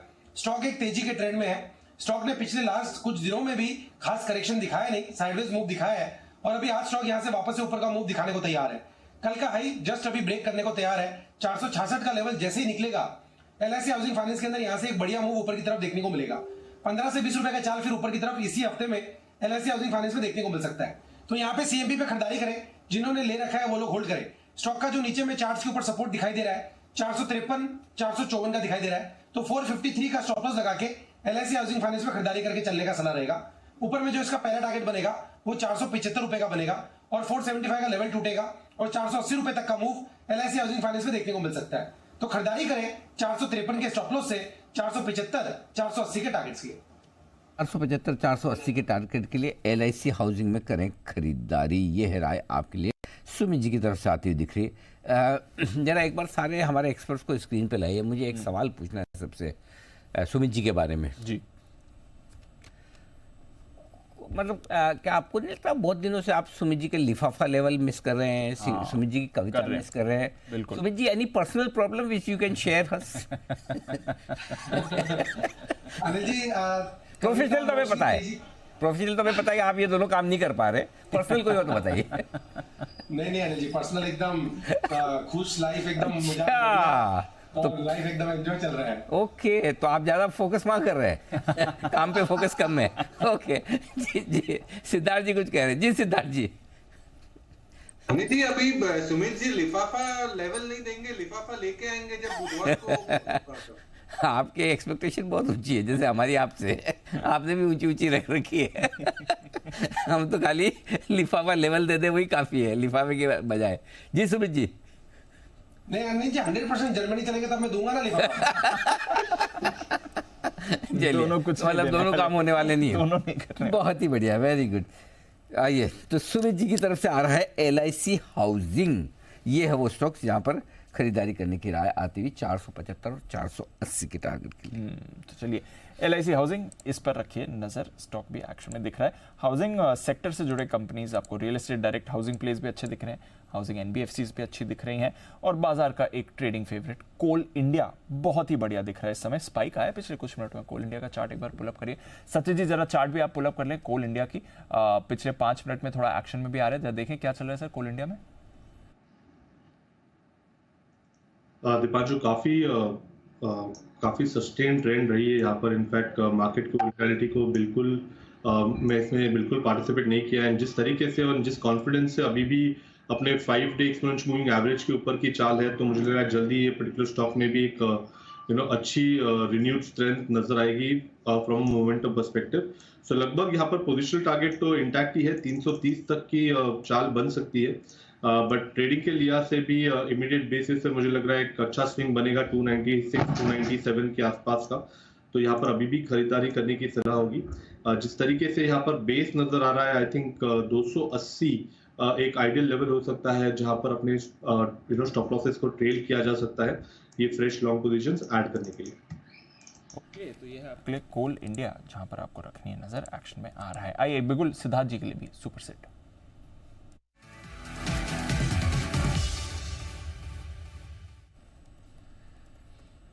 बताएं सर। देखिए दीप, ये भी BFSI सेगमेंट से ही है और बैंकिंग स्पेस से बंधन बैंक पे खरीदारी की राय है। बंधन बैंक जिसका आपको शॉर्ट टर्म टारगेट रखना है 260 का और लॉन्ग टर्म टारगेट रखना है 325 का, 325 का। बैंकिंग स्पेस की अच्छी कंपनी, बट मैनेजमेंट उम्मीद कर रही है कि इनके निम्स मेंटेन रह सकते हैं 7.5% के करीब FY24 में। क्रेडिट ग्रोथ पिकअप आप देख सकते हैं सेकेंड हाफ ऑफ FY24, यानी सितंबर क्वार्टर के बाद जो दिसंबर और मार्च क्वार्टर होता है, यहाँ पे क्रेडिट ग्रोथ की पिकअप दिखेगी। 20% ग्रोथ की उम्मीद लगा सकते हैं FY24 में। रिटर्न ऑन एसेट एक बहुत इंपॉर्टेंट फाइनेंशियल रेशियो होते हैं, वो 2.5% के करीब आप इन पे उम्मीद रख सकते हैं और रिटर्न ऑन इक्विटी 20% के करीब FY24-25 में। बंधन बैंक मुझे लगता है कि आप वेल प्लेस्ड है, 260 का शॉर्ट टर्म टारगेट और लॉन्ग टर्म टारगेट 325 का। ओके, तो बंधन बैंक पर रखिए नजर। मिड कैप बैंक्स पर आ रहा है सिद्धार्थ जी का फोकस अभी और स्टॉक भी एक्शन में है। हमारे तो रेडार पर रहा ही है, पिछले हफ्ते भी हमने इसकी बात करी थी, उससे पिछले हफ्ते भी हमने इसकी बात करी थी और आपको कहा भी था खरीदारी करिए। इनफैक्ट अनिल जी 237 के लेवल पर बंधन बैंक पर आपने खरीदारी की राय भी दी थी और 255 तक के टारगेट दिए थे, एग्जैक्टली वहीं पर इस समय आज आ भी गए। हाँ, जबकि खराब मार्केट में भी मेरा मानना है कि आप ये 255 का जो टारगेट आ गया इसके चक्कर में ना पड़े, सिद्धार्थ जी के साथ रहे। सिद्धार्थ जी के साथ रहे। हाँ, शॉर्ट टर्म टारगेट जो सिद्धार्थ जी ने 260 का दिया वो बिल्कुल ठीक है और जो मीडियम लॉन्ग टर्म टारगेट 325 के वो भी ठीक है। अच्छा। तो अब होल्ड करें इसको आराम से, स्टॉप लॉस को ट्रेल करते चले। थोड़ा ऊपर नीचे मार्केट होगा, कोई टेंशन वाली बात नहीं, लेकिन बिल्कुल होल्ड करके चले। ये भी दिया था, RBL भी दिया था। आप दीप RBL भी देखिए, आज RBL खतरनाक परफॉर्म करता हुआ दिख रहा है। आज के सेशन में मैंने देखा सुबह तो खैर ज़्यादा ऊपर था, 244 तक था, अभी भी 238 के आसपास। मेरे ख्याल से हम 230 के आसपास शायद कोई रिकमेंडेशन रही होगी, बट ये भी होल्ड करिए। दोनों ही स्टॉक ये ठीक है, जहाँ आप होल्ड कर सकते हैं, कोई दिक्कत नहीं। ठीक है, तो ये है आपके लिए बंधन और RBL, दोनों हमारे रेडार पर भी थे और यहाँ पर आपको एक्शन में भी आते हुए दिख सकते हैं। कुछ लार्ज कैप्स भी हैं जहां पर मूव आ रही है। इंडियन होटल्स में पिछले कुछ मिनटों में एक अच्छी मूव आई, उसको भी रेडार पर रखिए। TVS मोटर्स जिसके बारे में सुबह बात भी हो रही थी कुणाल जी से, ये काउंटर भी आपको एक्शन में आते हुए दिख रहा है, तो यहाँ पर भी थोड़ा फोकस बनाकर रखिए। एक्शन कुछ स्टॉक्स में आपको अच्छा वाला आते हुए दिख रहा है। इस बीच डेल्टा कॉप, अनिल जी जो सुबह आपने बात करी थी 140 तक की, वो 140 तक एक बार आज के लिए जा चुका है और अभी थोड़ी देर पहले 20% नीचे था, स्पॉट में 140 हो चुका है। जरा अब एक बार राय दे दें, 130 तक की भी आपने बात करी है, बट एसेंशियली 140 के टारगेट पर तो आ ही चुका है। इस लेवल पे कुछ करने लायक आप है नहीं, न ले सकते न बेच सकते हैं। Exactly. तो मेरा ये मानना है कि अब शांति से बैठे, कुछ करने जैसा है नहीं। जो खराब खबर की वजह से प्राइस इन होना था वो हो गया। अब लेने के लिए आपके पास कोई क्लैरिटी है नहीं है, कब क्या क्या होगा पता नहीं, और बेचने के लिए शायद थोड़ा लेट है, तो थोड़ा वेट एंड वॉच वाली सिचुएशन में रखें। कभी कभी कुछ नहीं करना, कुछ करने से ज़्यादा ठीक हो जाता है। तो जो किस्मत में होगा वो होगा, वैसा वाला हाल है यहाँ पे। मतलब कोई समझदारी के साथ सोच समझ के कॉल लेने की तो कोई स्कोप ही नहीं बची। बिल्कुल सर। ओके, ये है आपके लिए डेल्टा कॉप, इस पर रखिए नज़र। सुबह का टारगेट हिट हो चुका है इस काउंटर में। वैसे परेशानी बनी हुई है, परेशानी कैन बैंक के लिए भी बनी हुई है। आज थोड़ा कमज़ोर है, वैसे काफ़ी एक्टिव रहता है, वायदा कारोबार के बैन में भी आ गया है, तो उसका भी थोड़ा इम्पैक्ट आपको कैन बैंक पर आते हुए दिख रहा है। देखते हैं कैसी मूव यहाँ से ये काउंटर पकड़ता है, बट थोड़ा कमज़ोर है। हिंदुस्तान कॉपर, इसमें एक अच्छी मूव आ रही है। सुमित जी वायदा कारोबार के बैन से भी बाहर निकला है आज, और माफ़ कीजिएगा, ये अभी भी वायदा कारोबार के बैन में, हिंदुस्तान कॉपर अभी भी बैन में, बट आज एक अच्छी मूव आ रही है। जरा एक बार राय दे सर हिंदुस्तान कॉपर पर। जी हाँ दीपांशु, ये अभी भी बैन में है, लेकिन स्टॉक चार्ट्स में बढ़िया दिख रहा है। स्टॉक ने पिछले कुछ दिनों में करेक्टिव मूव दिखाया है। करेक्टिव मूव दिखाने के बाद अभी वापस से ऊपर का मूव दिखाने को तैयार है। 160 का लेवल टूटेगा, उसके बाद स्टॉक के अंदर 170 से 175 रुपए तक के लेवल आने वाले दिनों में हिंद कॉपर में देखने को मिल सकते हैं। पोजीशंस होल्ड करें, फ्रेश खरीदारी कर सकते हैं कैश में। नीचे में 150 का, 151 का ये इसका सपोर्ट बनेगा, तो ये स्टॉप लॉस लगा सकते हैं, और ऊपर में 170 175 तक के लेवल जल्दी देखने को मिलने चाहिए। ओके, ये है आपके लिए हिंदुस्तान कॉपर पर भी राय। आइए एक और स्टॉक है जो कॉपर की तरह नहीं गोल्ड की तरह चल रहा है, और वो है बजाज फाइनेंस। जबरदस्त सेक्शन में आज ये स्टॉक और मजबूती के साथ निफ्टी का टॉप गेनर बना हुआ है। वजह बताने के लिए तैयार है वरुण, डिटेल में बताएंगे बजाज फाइनेंस के दौड़ लगाने का कारण। तो अनिल जी, खबर तो यही है कि 5 अक्टूबर को इनकी बोर्ड की बैठक होने वाली है, जहाँ पे प्रेफरेंशियल इशू QIP इनके माध्यम से फंड जुटाने वाले हैं। अब इसमें सबसे बड़ा सरप्राइज़ ये है इस टाइमिंग को लेके। दरअसल देखिए, वैसे भी सेकेंड हाफ में अगर आप देखेंगे हिस्टोरिकल रहा है कि बजाज फाइनेंस ने फंड रेजिंग की है, लेकिन इस बार लोग ये नहीं समझ रहे थे कि इतने जल्दी शायद फंड रेजिंग हो जाएगी। लोगों को लगा था कि शायद हो सकता है कि नवंबर दिसंबर के आसपास फंड रेजिंग हो, लेकिन समय से पहले इन्होंने फंड रेजिंग का ऐलान किया है और इसको लेके ब्रोकरेज हाउसेस काफ़ी खुश नजर आ रहे हैं। ब्रोकरेज हाउसेस का कहना है कि हो सकता है कि करीब 8 से 10 हज़ार करोड़ रुपए के आसपास की फंड रेजिंग जो है वो ये कंपनी कर सकती है। इसके चलते कंपनी की जो नेटवर्थ है, यानी कि इस कंपनी की जो ओवरऑल नेटवर्थ है उसका 10 से 15% के आसपास की फंड रेजिंग जो है वो ये कंपनी करेगी। अब ये कंपनी फंड रेज क्यों कर रही है, इसके 3-4 रीजंस ये साइट कर रहे हैं जो कि ब्रोकरेज हाउस कह रहे हैं। ये कह रहे हैं कि सबसे पहले तो ये ग्रोथ कैपिटल में लगने वाला है, इसके सबसे ज़्यादा चांसेस है। काफ़ी सारे नए सेगमेंट्स जैसे कि auto, micro finance, tractor, commercial vehicles, इन सेगमेंट्स में कंपनी उतरी है और हो सकता है कि वहाँ पे ग्रोथ इस कंपनी को काफ़ी बेहतर दिख रही हो। इसके लिए ये कंपनी जो है समय से पहले थोड़ी फंड रेजिंग कर रही है। सिर्फ यही नहीं, अगर आप इस कंपनी का AUM देखेंगे तो FY23 में AUM ग्रोथ 29% थी और ज़्यादातर लोग यही मान के चल रहे थे, लेकिन Q1 में अगर आप देखेंगे तो 30% के आसपास की रही है।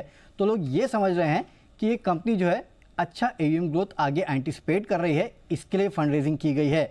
शुरुआती जो अभी तक फेस्टिवल सीजन में अभी तक जो रुझान आया है वो कहीं ना कहीं ये बता रहा है कि फेस्टिवल डिमांड जो है वो अच्छी है। इसके लिए शायद ये एंटिसिपेट कर रहे हैं कि आने वाले समय में फेस्टिवल डिमांड और अच्छी रहेगी और इसके लिए इन्होंने फंड जुटाना शुरू कर दिया है। और ज़्यादातर ब्रोकरेज हाउस ये कह रहे हैं कि FY24 में कंपनी का जो AUM ग्रोथ होगी वो 30% के ऊपर होगी। पहले कुछ लोग 28% मान रहे थे, कुछ 29% मान रहे थे, लेकिन यहाँ पे अपना AUM ग्रोथ का अनुमान जो है काफ़ी सारे ब्रोकरेजेस ने बढ़ा दिया है और इस फंड जुटाने के चलते EPS में 5 से 6% के आसपास और बुक वैल्यू पर शेयर में करीब 11 से 12% के आसपास का इजाफा हो सकता है। और FY22 के प्राइस टू बुक वैल्यू पे अगर आप देखेंगे तो हिस्टोरिकल लोस पे वैसे भी ये चल रहा है। इस ग्रोथ कैपिटल को अगर आप ऐड कर ले तो करीब 4.9 टाइम्स के आसपास। इसके लिए आपने देखा जैसे ये खबर आई इसका रिएक्शन स्टॉक प्राइस पे देखने मिला, क्योंकि ग्रोथ कैपिटल जब भी आता है स्टॉक में भी ग्रोथ लेके आता है। जो आप स्टॉक में देख रहे हैं 4% की तेजी। बड़ी तेजी बन रही है। आपके तो रेडार पर है ही, सुबह स्टॉक ऑफ द डे भी टारगेट्स भी आ गए। सिद्धार्थ जी ने भी रिकमेंड कर ही दिया, बजाज फाइनेंस 8,000 और 9,650 के टारगेट के लिए 5%। मेरी उम्मीद से थोड़ा ज़्यादा बढ़ा है। मेरा अनुमान था 3 से 4% तक की तेजी बननी चाहिए, लेकिन 5% तो वाकई में nice, very nice, good. EPS जी 5 से 6% बढ़ने का अनुमान, 5 से 6% EPS बढ़ने तो बनता है, फिर तो बनता है। तो मेरा EPS कैलकुलेशन मेरा फिर थोड़ा कम होकर रह गया, कंजर्वेटिव हो गया। मैंने सोचा 3 से 4%, 5 से 6% EPS है तो फिर तो बनता होगा। नाइस, बहुत बढ़िया। आइए सुमित जी के पास चलते हैं। सुमित का सुपर हिंट।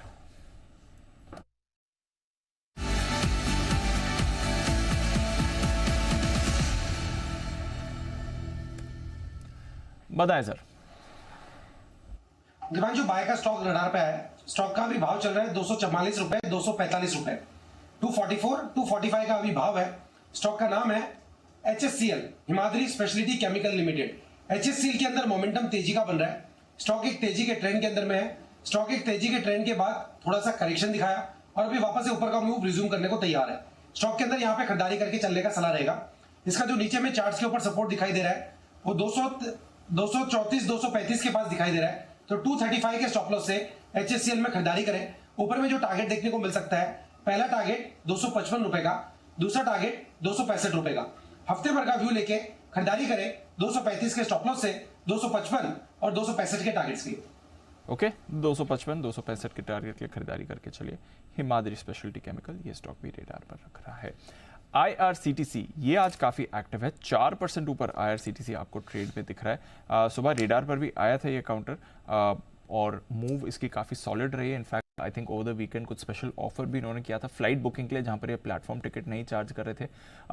कुणाल जी जरा देखें, IRCTC आज जबरदस्त मूव में 1.5 हाई पर ट्रेड कर रहा है। यहां से और एक्शन एक्सपेक्ट करते हैं सर? देखिए दीपांशु, एक करेक्शन आया पिछले कुछ दिनों में और काफ़ी सीवियर करेक्शन हुआ। 730 से घटकर शेयर सीधा 765 तक आया, 665 तक आया और वहां पर हमने देखा कि आज टर्न अराउंड आता हुआ चार्ट पर नजर आ रहा है। एक पैटर्न बन रहा है डेली चार्ट पर जिसको बुलिश थ्रस्टिंग लाइन पैटर्न कहते हैं। मुझे लगता है कि 710-15 के आसपास ये स्टॉक स्टेबलाइज होना चाहिए, तो एक अपसाइड की गुंजाइश अभी बनी हुई है। थोड़ा बहुत अगर इंट्राडे डिप मिले तो बाय करके चल सकते हैं। 715, 720 मुझे लगता है टारगेट हो सकता है। आपके लिए IRCTC जहां पर आपको रखनी है नजर। एक्टिव दिख रहा है काउंटर और मूव भी बढ़िया दिखा रहा है। बागले साहब, एस्कॉर्ट्स कुबोटा जरा इसको भी देखें, एक्टिव दिख रहा है सर, 3.5% ऊपर एस्कॉर्ट्स कुबोटा आज। पोजिशनली मुझे बहुत अच्छा लग रहा है, लेकिन आज और कल या मे भी 1 से 2 दिनों में बहुत अच्छी मूव आएगी ये कह नहीं सकता। हालांकि आज सुबह में जो मूव आई वो अच्छी है, संभव विथस्टैंड नहीं कर रही है, तो करंट लेवल पे थोड़ा सा नीचे बाय कर सकते हैं 3200 के आसपास। अभी करंट भाव है 3230-35 के आसपास। सूनर देन लेटर मेरा मानना है 3600 तक ये पोजिशनल व्यू जाना चाहिए। तो ये है आपके लिए एस्कॉर्ट्स को बहुत था। सुमित जी, एस्ट्रल जरा ये काउंटर देखिए, आई थिंक फ्राइडे या थर्सडे को इस पर बात भी हुई थी, आपसे ट्रेडिंग कॉल भी आया था, आज भी अच्छी मूव दिखा रहा है एस्ट्रल सर। दिवांशु, स्टॉक के अंदर एक अच्छी खासी गिरावट है, गिरावट के बाद नीचे के लेवल से छोटा सा पुल बैक आया है, लेकिन एक अच्छी तेजी देखने को मिलेगी जब स्टॉक 1880-1890 का लेवल तोड़ेगा। जब तक ये लेवल ऊपर में टूटेगा नहीं तब तक स्टॉक का स्ट्रक्चर कुछ खास मजबूत नहीं है। पुल बैक बाउंस बैक जरूर आ रहा है, बट बड़ी तेजी के संकेत नहीं मिल रहे, तो बेटर रहेगा एक बार अवॉइड करें। श्रीराम फाइनेंस ये एक और काउंटर है जहां पर एक इंटरेस्टिंग मूव आ रही है। सचिन जी, श्रीराम फाइनेंस देख लें सर, 3% ऊपर है, यहाँ पर भी एक अच्छा एक्शन बना हुआ है आज। दीपांशु, यहाँ पर भी काफी दिनों से इसने 1900 का लेवल अच्छी तरह डिफेंड किया था, एंड अभी भी जिस तरीके से ओवरऑल स्ट्रक्चर है, मुझे लग रहा है लगभग अराउंड 1880 जब तक टूटता नहीं है तब तक कोई बदलाव नहीं होगा। एंड जो एक सस्टेन ट्रेंड यहाँ पर नजर आई है, तो ये ट्रेंड के लिहाज से तो मुझे लग रहा है 2000 के आसपास के स्विंग्स कंफर्टेबली बन सकते हैं, बट पोजिशनली 2100 तक यहाँ पर अभी भी हेडरूम अवेलेबल है। तो अगर किसी की एग्जिस्टिंग लॉन्ग पोजीशन है तो 1880 के स्टॉप लॉस के साथ कैरी फॉरवर्ड करने की सलाह होगी 2100 के फाइनल टारगेट के लिए। ओके, 2100 का पोजीशनल टारगेट निकल कर आता है, यहाँ से 150 रुपए की तेजी और दिख रही है यहाँ सचिन जी को, तो स्टॉक में थोड़ा पोटेंशियल तो है इस समय। देखते हैं कैसे मूव यहाँ पर आएगी। बजट्स पर रखिएगा नज़र, थोड़े उतार चढ़ाव के बाद, और स्पेशली जो फ्राइडे को ज़बरदस्त एक्शन हुआ था उसके बाद थोड़ा आज स्टेबल है, 1.5% नीचे ट्रेड कर रहा है, बट फ्राइडे के भरपूर एक्शन, स्पेशली जो फॉरवर्ड कॉन्ट्रैक्ट्स इसके फ्यूचर्स के थे वहाँ पर ज़बरदस्त मूव के बाद अब थोड़ा आपको ये सेटल होते हुए दिख रहा है। But interesting move Berger paints में भी आई है। एशियन पेंट्स तो आज सुबह से आपको अच्छा दिख रहा था, बाय द वे स्पॉट में आज भी 8.5% नीचे आपको बर्जर पेंट्स दिख रहा है। फ्यूचर्स अगर इसके आप पुल अप करेंगे तो वहाँ पर आपको करीब 1.5% का कट आते हुए दिखेगा। फ्राइडे का तो ऑफकोर्स बड़ा डिफरेंस था स्पॉट और फ्यूचर्स के प्रीमियम में, आज वो डिफरेंस आपके लिए खत्म हो गया है, 611 पर ही आपको बर्जर पेंट्स ट्रेड करते दिखेगा। तो आज फाइनली सेटल है, बट क्योंकि फ्राइडे को इतना बड़ा गैप था इसलिए कैश में आप परसेंटेज वाइज में 8.5% की कट दिख रहे हैं, हालांकि फ्यूचर्स में सिर्फ 1.5% ही नीचे ये काउंटर दिख रहा है, तो थोड़ा इंटरेस्टिंग डे रहा है इस काउंटर के लिए आज। एक और स्टॉक जहां पर आपको इंटरेस्टिंग मूव्स आती हुई दिख रही हैं और आज सुबह से थोड़ा रेडार पर आ भी रहा था ये काउंटर, मिड कैप आईटी से सोनाटा सॉफ्टवेयर करीब 3.5% ऊपर है, एक्टिव रहता है काफ़ी ये काउंटर। कुणाल जी, एक बार सोनाटा सॉफ्टवेयर देखें, मिड कैप से 4% ऊपर डेज हाई पर ट्रेड कर रहा है सर। देखिए, बिल्कुल आज एक अच्छा मूव आता हुआ दीपांशु चार्ट पर नजर आ रहा है। मुझे लगता है कि और अपसाइड बन सकता है जिस तरह का चार्ट स्ट्रक्चर है, और काफ़ी समय बाद हम इस तरह का मोमेंटम यहाँ पर बनते हुए देख रहे हैं, तो मुझे लगता है कि एक अच्छा मूव आ सकता है जिसमें 1125-1140 के लेवल्स देखने को मिल सकते हैं। आज bullish engulfing pattern daily chart पर विकसित होता दिख रहा है, तो 1040-45 पर एक रिवाइज स्टॉप लॉस रखें जिनके पास पोजीशन है। मुझे लगता है 1140-1145 के लेवल्स देखने को मिल सकते हैं।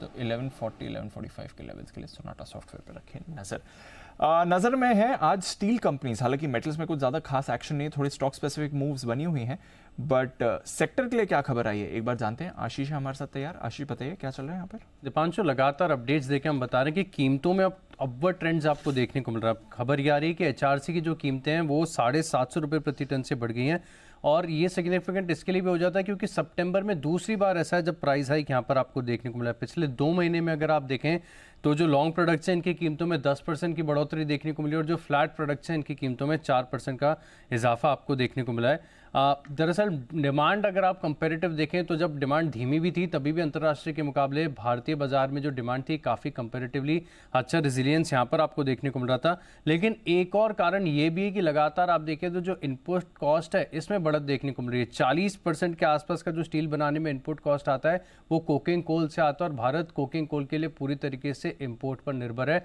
बड़ी मात्रा में हम इंपोर्ट करते हैं, और यहाँ पर अगर आप देखें तो एक्शन आपको काफ़ी ज़्यादा देखने को मिल रहा है। पिछले 2 महीने में कोकिंग कोल की कीमतें जो है 19% बढ़ चुकी हैं और स्टील में एक ट्रेंड रहेगी, जैसे जैसे इनपुट कॉस्ट बढ़ता रहेगा वैसे ग्राहकों को पास करते हैं।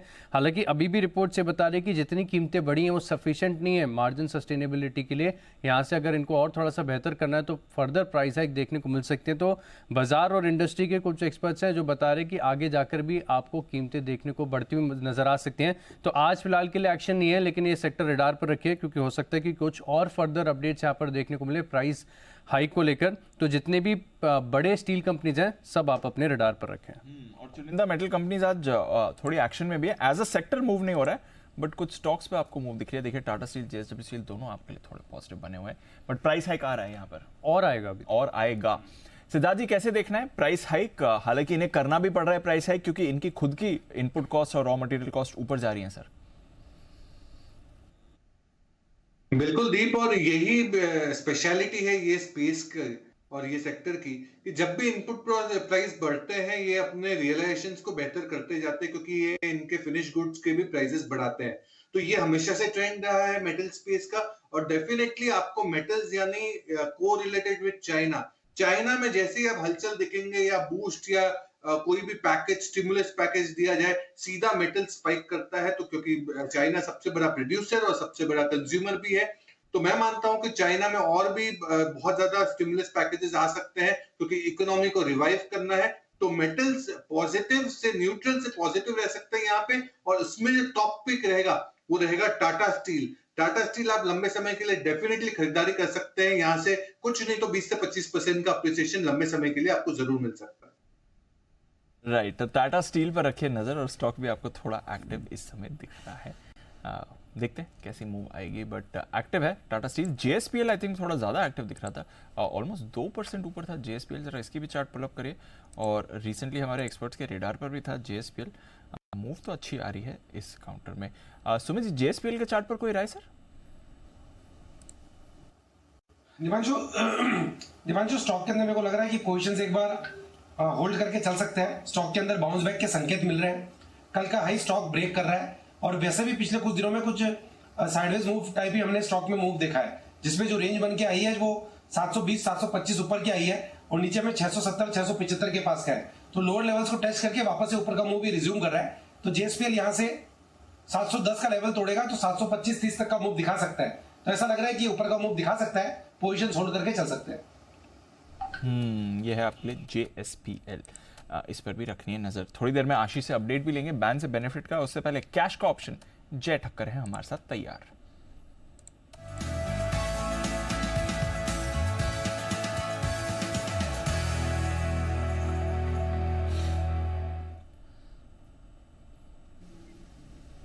जय, गुड आफ्टरनून, स्वागत है आपका। बताएं सर क्या करना है इस समय?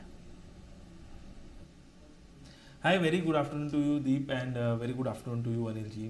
Well, Deep, देखिए जहाँ तक मार्केट का सवाल है, मॉर्निंग में मैंने फिड निफ्टी का एक रिकमेंडेशन दिया था जिसमें दोनों ही टारगेट्स हासिल हुए। इनफैक्ट 58 वाला कॉल ऑप्शन 140 हो गया, हमारा तो 100 और 125 के टारगेट्स थे। एंड इनफैक्ट अगर आप तीनों इंडाइसिस में देखोगे, इनफैक्ट 4 में देखोगे तो फिड Nifty is out performing Nifty and bank Nifty both today. And सबसे बड़ा ब्रेकआउट तो आपको मिड कैप निफ्टी में देखने मिला है जहाँ पर एक्सपायरी है। यहाँ पे फिन निफ्टी ने तो अच्छा परफॉर्म किया। मुझे ऐसा लग रहा है कि निफ्टी का कॉल ऑप्शन लेकर चले। 19,700 के स्ट्राइक का कॉल ऑप्शन आप खरीदे, ये आपको 73 में मिलेगा, 73 पर मिलेगा। 19,700 के स्ट्राइक का कॉल ऑप्शन दी, ये 28 सितंबर की एक्सपायरी का, that is on Thursday and that is the monthly expiry as well. 73 पर इसको खरीदे। यहाँ पे आपको जो स्टॉप लॉस लगाना होगा that will be at 37, so is easy to remember. 73 पर खरीदे, 37 का स्टॉप लॉस रहेगा। टारगेट डीप ऊपर में जो इसका बनकर आ रहा है, पहला टारगेट है 112 रुपये का, right, and second target comes to 130, 112, 130, ये दो टारगेट्स के लिए आपको 19,700 का कॉल खरीदना है। आई थिंक जो हिसाब से 19,600 पर एक बहुत ही एक इम्पॉर्टेंट लेवल है। आई मीन यहाँ पे सपोर्ट लेना, होल्ड करना, चाहे ज़्यादा बढ़त देखने नहीं मिली as that to mid cap Nifty, fin Nifty, bank Nifty, but यहाँ पे सपोर्ट लेना इटसेल्फ इंडिकेट्स के निफ्टी यहाँ से डीप 19,800 850 ये रेंज एटलीस्ट एक्सपायरी तक टेस्ट कर सकता है। उस लिहाज से हमारे दोनों टारगेट्स हासिल हो सकते हैं। यह है आपके लिए राय जय ठक्कर के 19,700 का कॉल ऑप्शन फाइनली आ गया, और वो भी तब आया जबकि अभी तक 19,700 के पार निफ्टी निकला नहीं है। लेकिन उससे पहले जय है प्रसन्न यहाँ पर इस कॉल के साथ में। ये बढ़िया है, 19,700 का 73 में खरीदे, और जब स्टॉप लॉस लगाने का मन हो तो डिजिट्स को उल्टा कर ले 37 करेक्ट।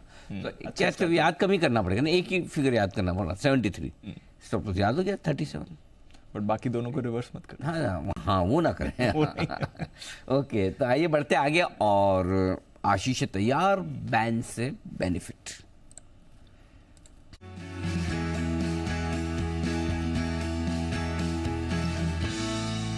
इस महीने की परंपरा और इस सीरीज की परंपरा को आगे बढ़ाते हुए आशीष हर रोज बैन लिस्ट में कुछ न कुछ बदलाव कर रहे हैं। एक आध दिन नहीं कर पाए उसका उन्हें बहुत बड़ा दुख भी है, लेकिन आज मुझे पूरी उम्मीद है कि आशीष अपने आप को हमें निराश नहीं करेंगे। बिल्कुल सर। बताएं तो बाहर किसको निकाल रहे हैं? डेल्टा कॉप सर, सुबह ही आपने बता दिया कि बैन पक्का बाहर आज आ जाना है इसको। अब हो गई घटकर 75% मार्केट वाइड पोजीशन लिमिट बाहर आ जाएगा। मनोपुरम है, ये बॉर्डर लाइन से नीचे है, लेकिन अब यहाँ से बढ़ने की तो उम्मीद बहुत ही कम है, तो 79.93% अभी फिलहाल 80% से नीचे आ गई, तो मनोपुरम भी आपको बैन से बाहर दिख जाएगा। डेल्टा कॉप ने तो पक्का कर ही लिया है। India bulls, housing finance, Hindustan copper, ग्रैन्युल्स और कैनरा बैंक, यहाँ पर जो पोजीशन अभी 84 से लेकर 94% तक है, तो यहाँ पर ये स्टॉक बने रहेंगे। लेकिन एंट्री के लिए लंबी लिस्ट है, जैसे कि हमने देखा है कि हर बार क्योंकि एक्सपायरी वाला जब हफ्ता होता है, मंथली एक्सपायरी वाला, तब रोल ओवर के चलते भी पोजीशंस काफ़ी बढ़ जाती हैं। तो बहुत सारे स्टॉक है जहाँ पर पोजीशन जो 95% के ऊपर है, लेकिन जिनमें पॉसिबिलिटी ज़्यादा उनके नाम लेता हूँ। सबसे पहले अगर आप देखें तो बलरामपुर चीनी आज 7 से 8% का बड़ा मूव भी आया है। पोजीशंस थी इसकी 79.39%, इसके चलते शुक्रवार को फिर ये आज से आपको बैन से बाहर दिखा था, अब बढ़कर हो गई है 112%। दूसरे नंबर पर आता है इंडस स्टार, जहाँ पर पोजीशंस करीब 91% थी शुक्रवार को, अब बढ़कर 111% हो गई है। जी एंटरटेनमेंट यहाँ पर भी देखें तो 80% 79.8% के साथ बैन से बाहर आया था, अब 106% है। और पीएनबी इसका थोड़ा सा ट्रिकी लग रहा है क्योंकि 102% है, हालांकि 76% के साथ ये स्टॉक बैन से बाहर आया था। तो दो तो कंफर्म है कि जो स्टॉक बैन से बाहर आपको दिखेंगे 6 में से। एंट्री करने के लिए हो सकता है कि बलरामपुर चीनी, इंडस टावर और जी एंटरटेनमेंट, ये स्टॉक बैन से फिर से आपको दिख जाए। ओके, ये है आपके लिए राय इस वक्त आती हुई। तो बैन से बाहर निकलने के लिए डेल्टा कॉप तैयार है, मनापुरम जनरल फाइनेंस तैयार है, 2 स्टॉक होंगे बाहर, लेकिन बलरामपुर तो आ ही जाएगा पक्का है। इंडस टावर जी बॉर्डर पे है, बॉर्डर पे पीएनबी भी है, इन तीनों का पक्का नहीं बोल सकते, मंथली एक्सपायरी चल रही है ना, इसलिए भरोसा नहीं होता लास्ट मोमेंट पे कोई रोल ओवर वगैरह हो जाए कर जाए, बट जो रोल ओवर नहीं होना वो तो आ ही जाएंगे, ये बात पक्की। बट बढ़ सकती है लिस्ट 100%। वैसे सुबह बात हो गई थी डेल्टा का, तो खैर डेल्टा का बनता था आज, और वो हो भी रहा है आपके लिए। ठीक है, रखिए इस पर नजर। बैन से बेनिफिट। आइए एक बिगुल सचिन जी के लिए बीटीएस डबल टी का।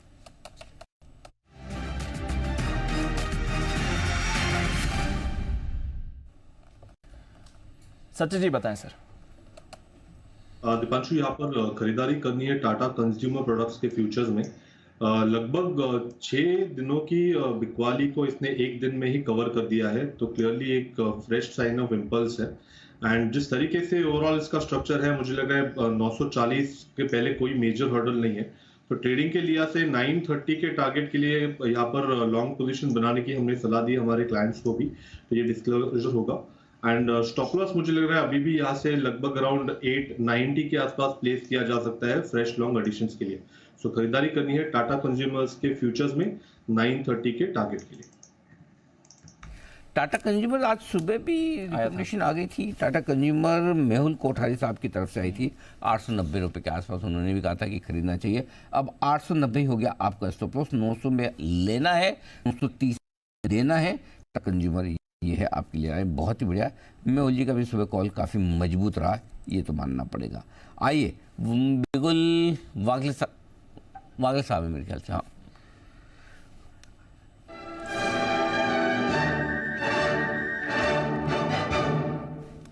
जी वागले साहब फरमाएं। अनिल जी, शायद मैं थोड़ा सा लेट हूँ क्योंकि सचिन जी ने जो कवर किया है मेरा स्टॉक वही है। टाटा कंज्यूमर्स में एक बीटीएसटी का परफेक्ट कैंडिडेट है टाटा कंज्यूमर। 902, 900 और मेरे लेवल्स भी उनके साथ मैच होते हैं। मैं स्टॉप लॉस मेरा 1 रुपये का फर्क है, 894 का अभी ले सकते हैं क्योंकि ऑलरेडी 903 हो गया है। मेरे टारगेट्स भी उनके साथ मैच होते हैं, 930 के टारगेट्स है। तो बहुत ही क्लियर पैटर्न है, BTST करके जाना चाहिए। अभी आप 894 के स्टॉप लॉस से बने रहे 930 के टारगेट के लिए। ओके, बने रहें, डटे रहें 930 के टारगेट के लिए। सचिन जी के साथ सहमत होते हुए वागले साहब, सहमत होने से मुझे याद आया कि कुणाल जी, आप चूंकि अपने आप को सारे हमारे पैनल के एक्सपर्ट्स का नेता मानते, बाकी माने ना माने आप खुद मानते हैं, तो मेरी एक आपसे गुजारिश है जो वागले साहब ने अभी कहा। जब वागले साहब ने अभी कहा, अनिल लगता है मैं थोड़ा सा लेट हो गया। हाँ, वो वागले साहब को छोड़कर बाकी सब लोग हमारे ऊपर ही दोष डालते हैं। आप मेरे पास आने में लेट हो गए। हाँ, इसमें से बहुत सारे लोग जो मुस्कुरा रहे हैं, आप देख सकते हैं, उनमें से खाली वागले साहब है जो अकेले कहते हैं कि लेट वो हुए, मैं नहीं हुआ। तो क्या आप ये कष्ट करेंगे बाकी सारे एक्सपर्ट्स तक ये मैसेज पहुंचाने का कि वो वागले साहब के तरह नियमों का पालन करें? जी कुणाल जी। अनिल जी प्रश्न करने के लिए या कॉल लेने के लिए आप लेट हो तो भी बात समझ आती है। हाँ। कुछ लोग तो अनिल जी ऐसे हैं जो शो में अगर लेट हो जाएं तो भी उसका दोष आप पर डालते हैं कि ट्रैफिक ज्यादा था इस कारण नहीं पहुंच पाए। जैसे अनिल जी ट्रैफिक आप ही ने अनिल जी ज्यादा बढ़ा रखा हो शहर में, तो अनिल जी आप ही पर दोष आएगा। अनिल जी बस stop set you Anil ji. जी वागले साहब। नहीं अनिल जी, मैं आपके ऊपर दोष डालने का मेरा कोई इरादा नहीं, आपने डाले नहीं, आपने तो डाले ही नहीं, मैं वही तो बोल रहा हूँ, सब लोगों को आप ही की तरह करना चाहिए। हाँ, ओके। हाँ, कि वागले साहब ने कहा कि मैं लेट हो गया। अरे वागले साहब, आपको पता नहीं, आप सुबह शाम दोनों टाइम शो पे आओ ना तो आपको पता चलेगा। बहुत लोग कहते हैं अरे आप लेट हो गए आने में। वो ऐसे, हाँ जय भी देखो ऐसे ध्यान से सुन रहे एकदम। जय आप भी दोनों शो में सुनेंगे तो आपको पता चलेगा। चलिए, आज अपना काम हो गया दीप, अब अपना कोई नहीं बोलेगा, अब मैसेज चला गया। ओके, चलिए आइए 3-20 की स्ट्रेटजी।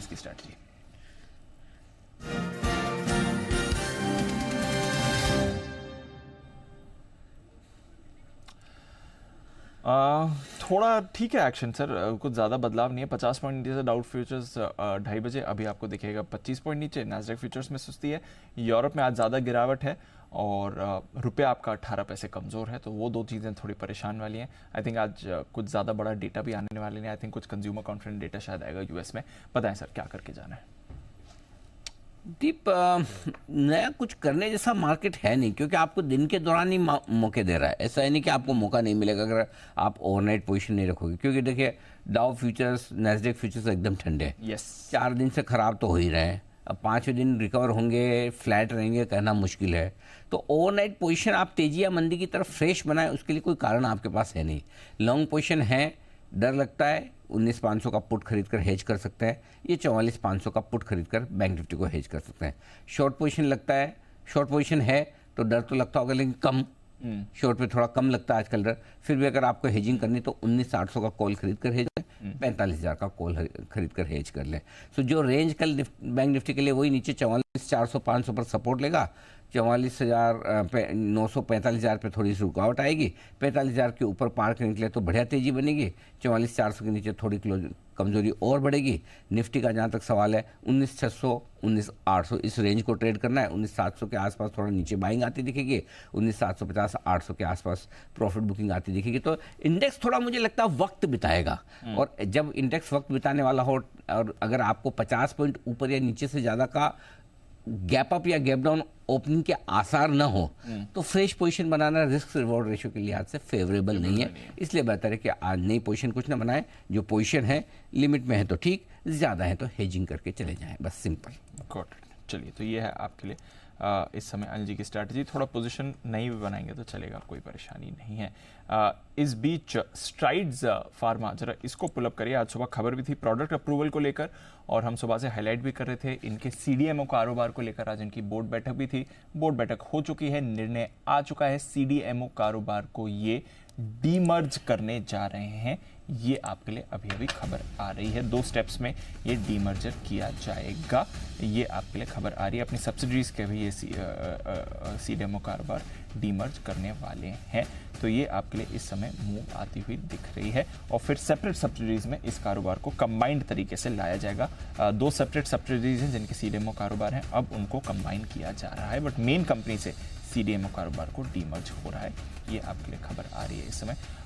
इंटरेस्टिंग खबर है और स्ट्राइड्स आपको एक्शन में भी दिख रहा है, 6.25% ऊपर ये काउंटर इस समय ट्रेड भी कर रहा है। सिद्धार्थ जी, कवरेज में है सर आपके स्ट्राइड्स? देखिए दीप, स्ट्राइड्स को तो मैं एक्टिवली कवर नहीं करता हूं, तो इस पे टिप्पणी करनी थोड़ी डिफिकल्ट हो जाएगी। By the way, demerge company at a later date exchange पर लिस्ट भी होगी, ये आपके लिए खबर आ रही है। एक बार कुणाल जी से चार्ट चेक जरूर ले लिया जाए। कुणाल जी, स्ट्राइड्स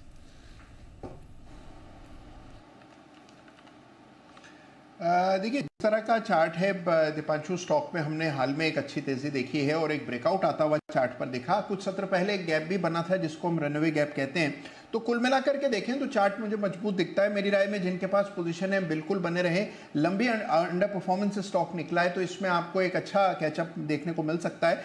एक स्टॉप लॉस रखें 505 रुपए के आसपास, मुझे लगता है होल्ड करें। ये स्टॉक 600 की ओर बढ़ रहा है, 600 की ओर बढ़ रहा है, नजर रखिए, खबर का भी पूरा इंपैक्ट आ रहा है। आइए बिगुल एक सुमित जी के लिए, सुमित का सुपरहिट।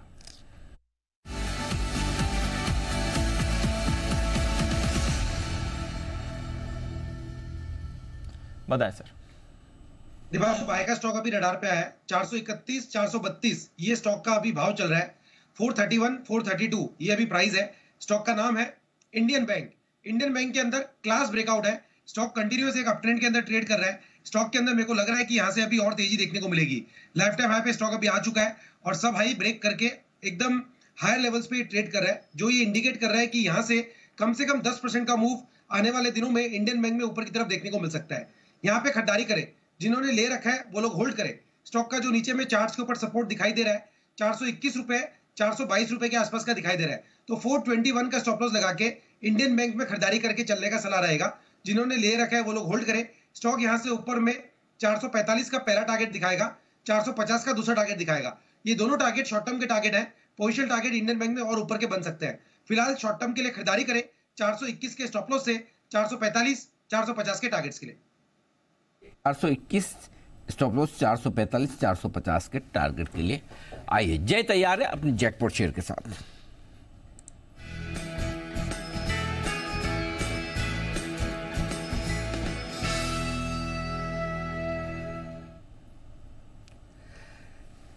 जय बताइए। जी बिल्कुल अनिल जी, मॉर्निंग में MCX के ऊपर कॉल दिया था अनिल जी और सारे टारगेट्स हासिल हो चुके हैं। वहाँ पे दोनों टारगेट्स आज MCX में हासिल होते हुए देखने मिले अनिल जी। और अब जो फ्रेश रिकमेंडेशन मेरा है वो है अल्ट्राटेक सीमेंट्स के फ्यूचर्स पर।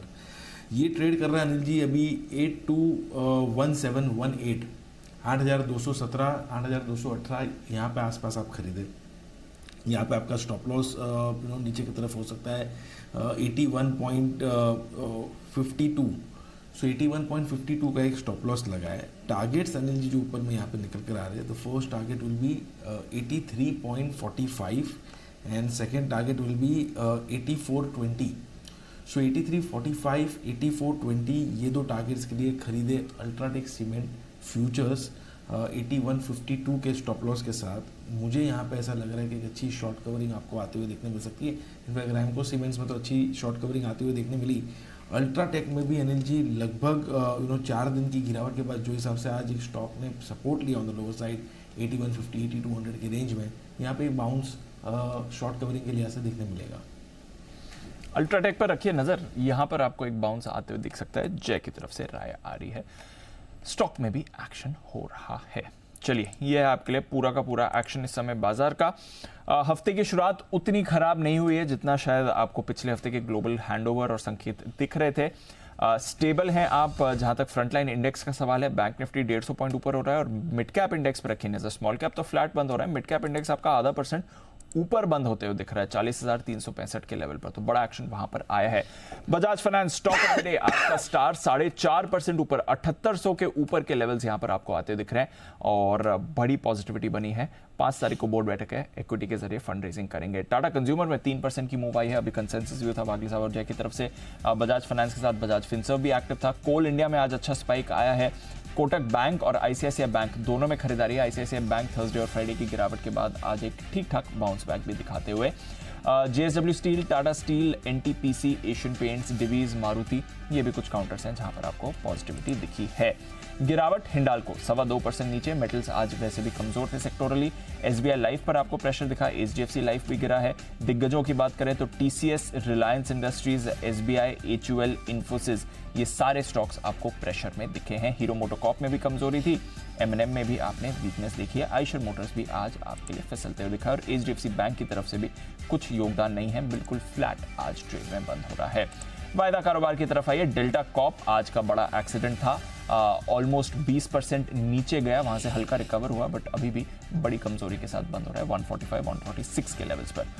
कैनरा बैंक में आपने 2% की गिरावट देखी है। ग्रैन्यूल्स इंडिया पर प्रेशर था। Glenmark, ICICI Lombard, SBI cards, Berger paints, India mart, ये सारे काउंटर्स हैं जहां पर आपको गिरावट दिखी है। विप्रो पर भी वीकनेस दिखी।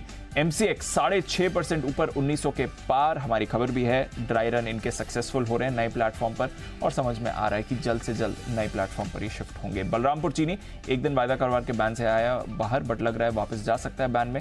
6% ऊपर था आज। Ramco cements, Trent, IRCTC, Escorts, PNB, Godrej properties, DLF, Hindustan copper, Jubilant food, India bulls housing, यहाँ पर भी आपको बढ़िया मूव दिखी है। कैश मार्केट की तरफ आइए। स्टॉक्स में यहाँ पर भी बड़ा एक्शन दिखा है। India bulls real estate active था। आईआरबी इंफ्रा में आपको 8.5% का उछाल दिखा। साथ ही आपने मूव आज शोभा डेवलपर्स के लिए, सोनाटा सॉफ्टवेयर, प्रेस्टीज एस्टेट्स, आवास फाइनेंसर्स और मैक्रोटेक, ये भी कुछ और काउंटर्स थे जहाँ पर खरीदारी दिखी। तो Anil ji, all in all mid cap की आज थोड़ी आउट परफॉर्मेंस है सर, और बैंक निफ्टी की तरफ से अच्छा योगदान आया है।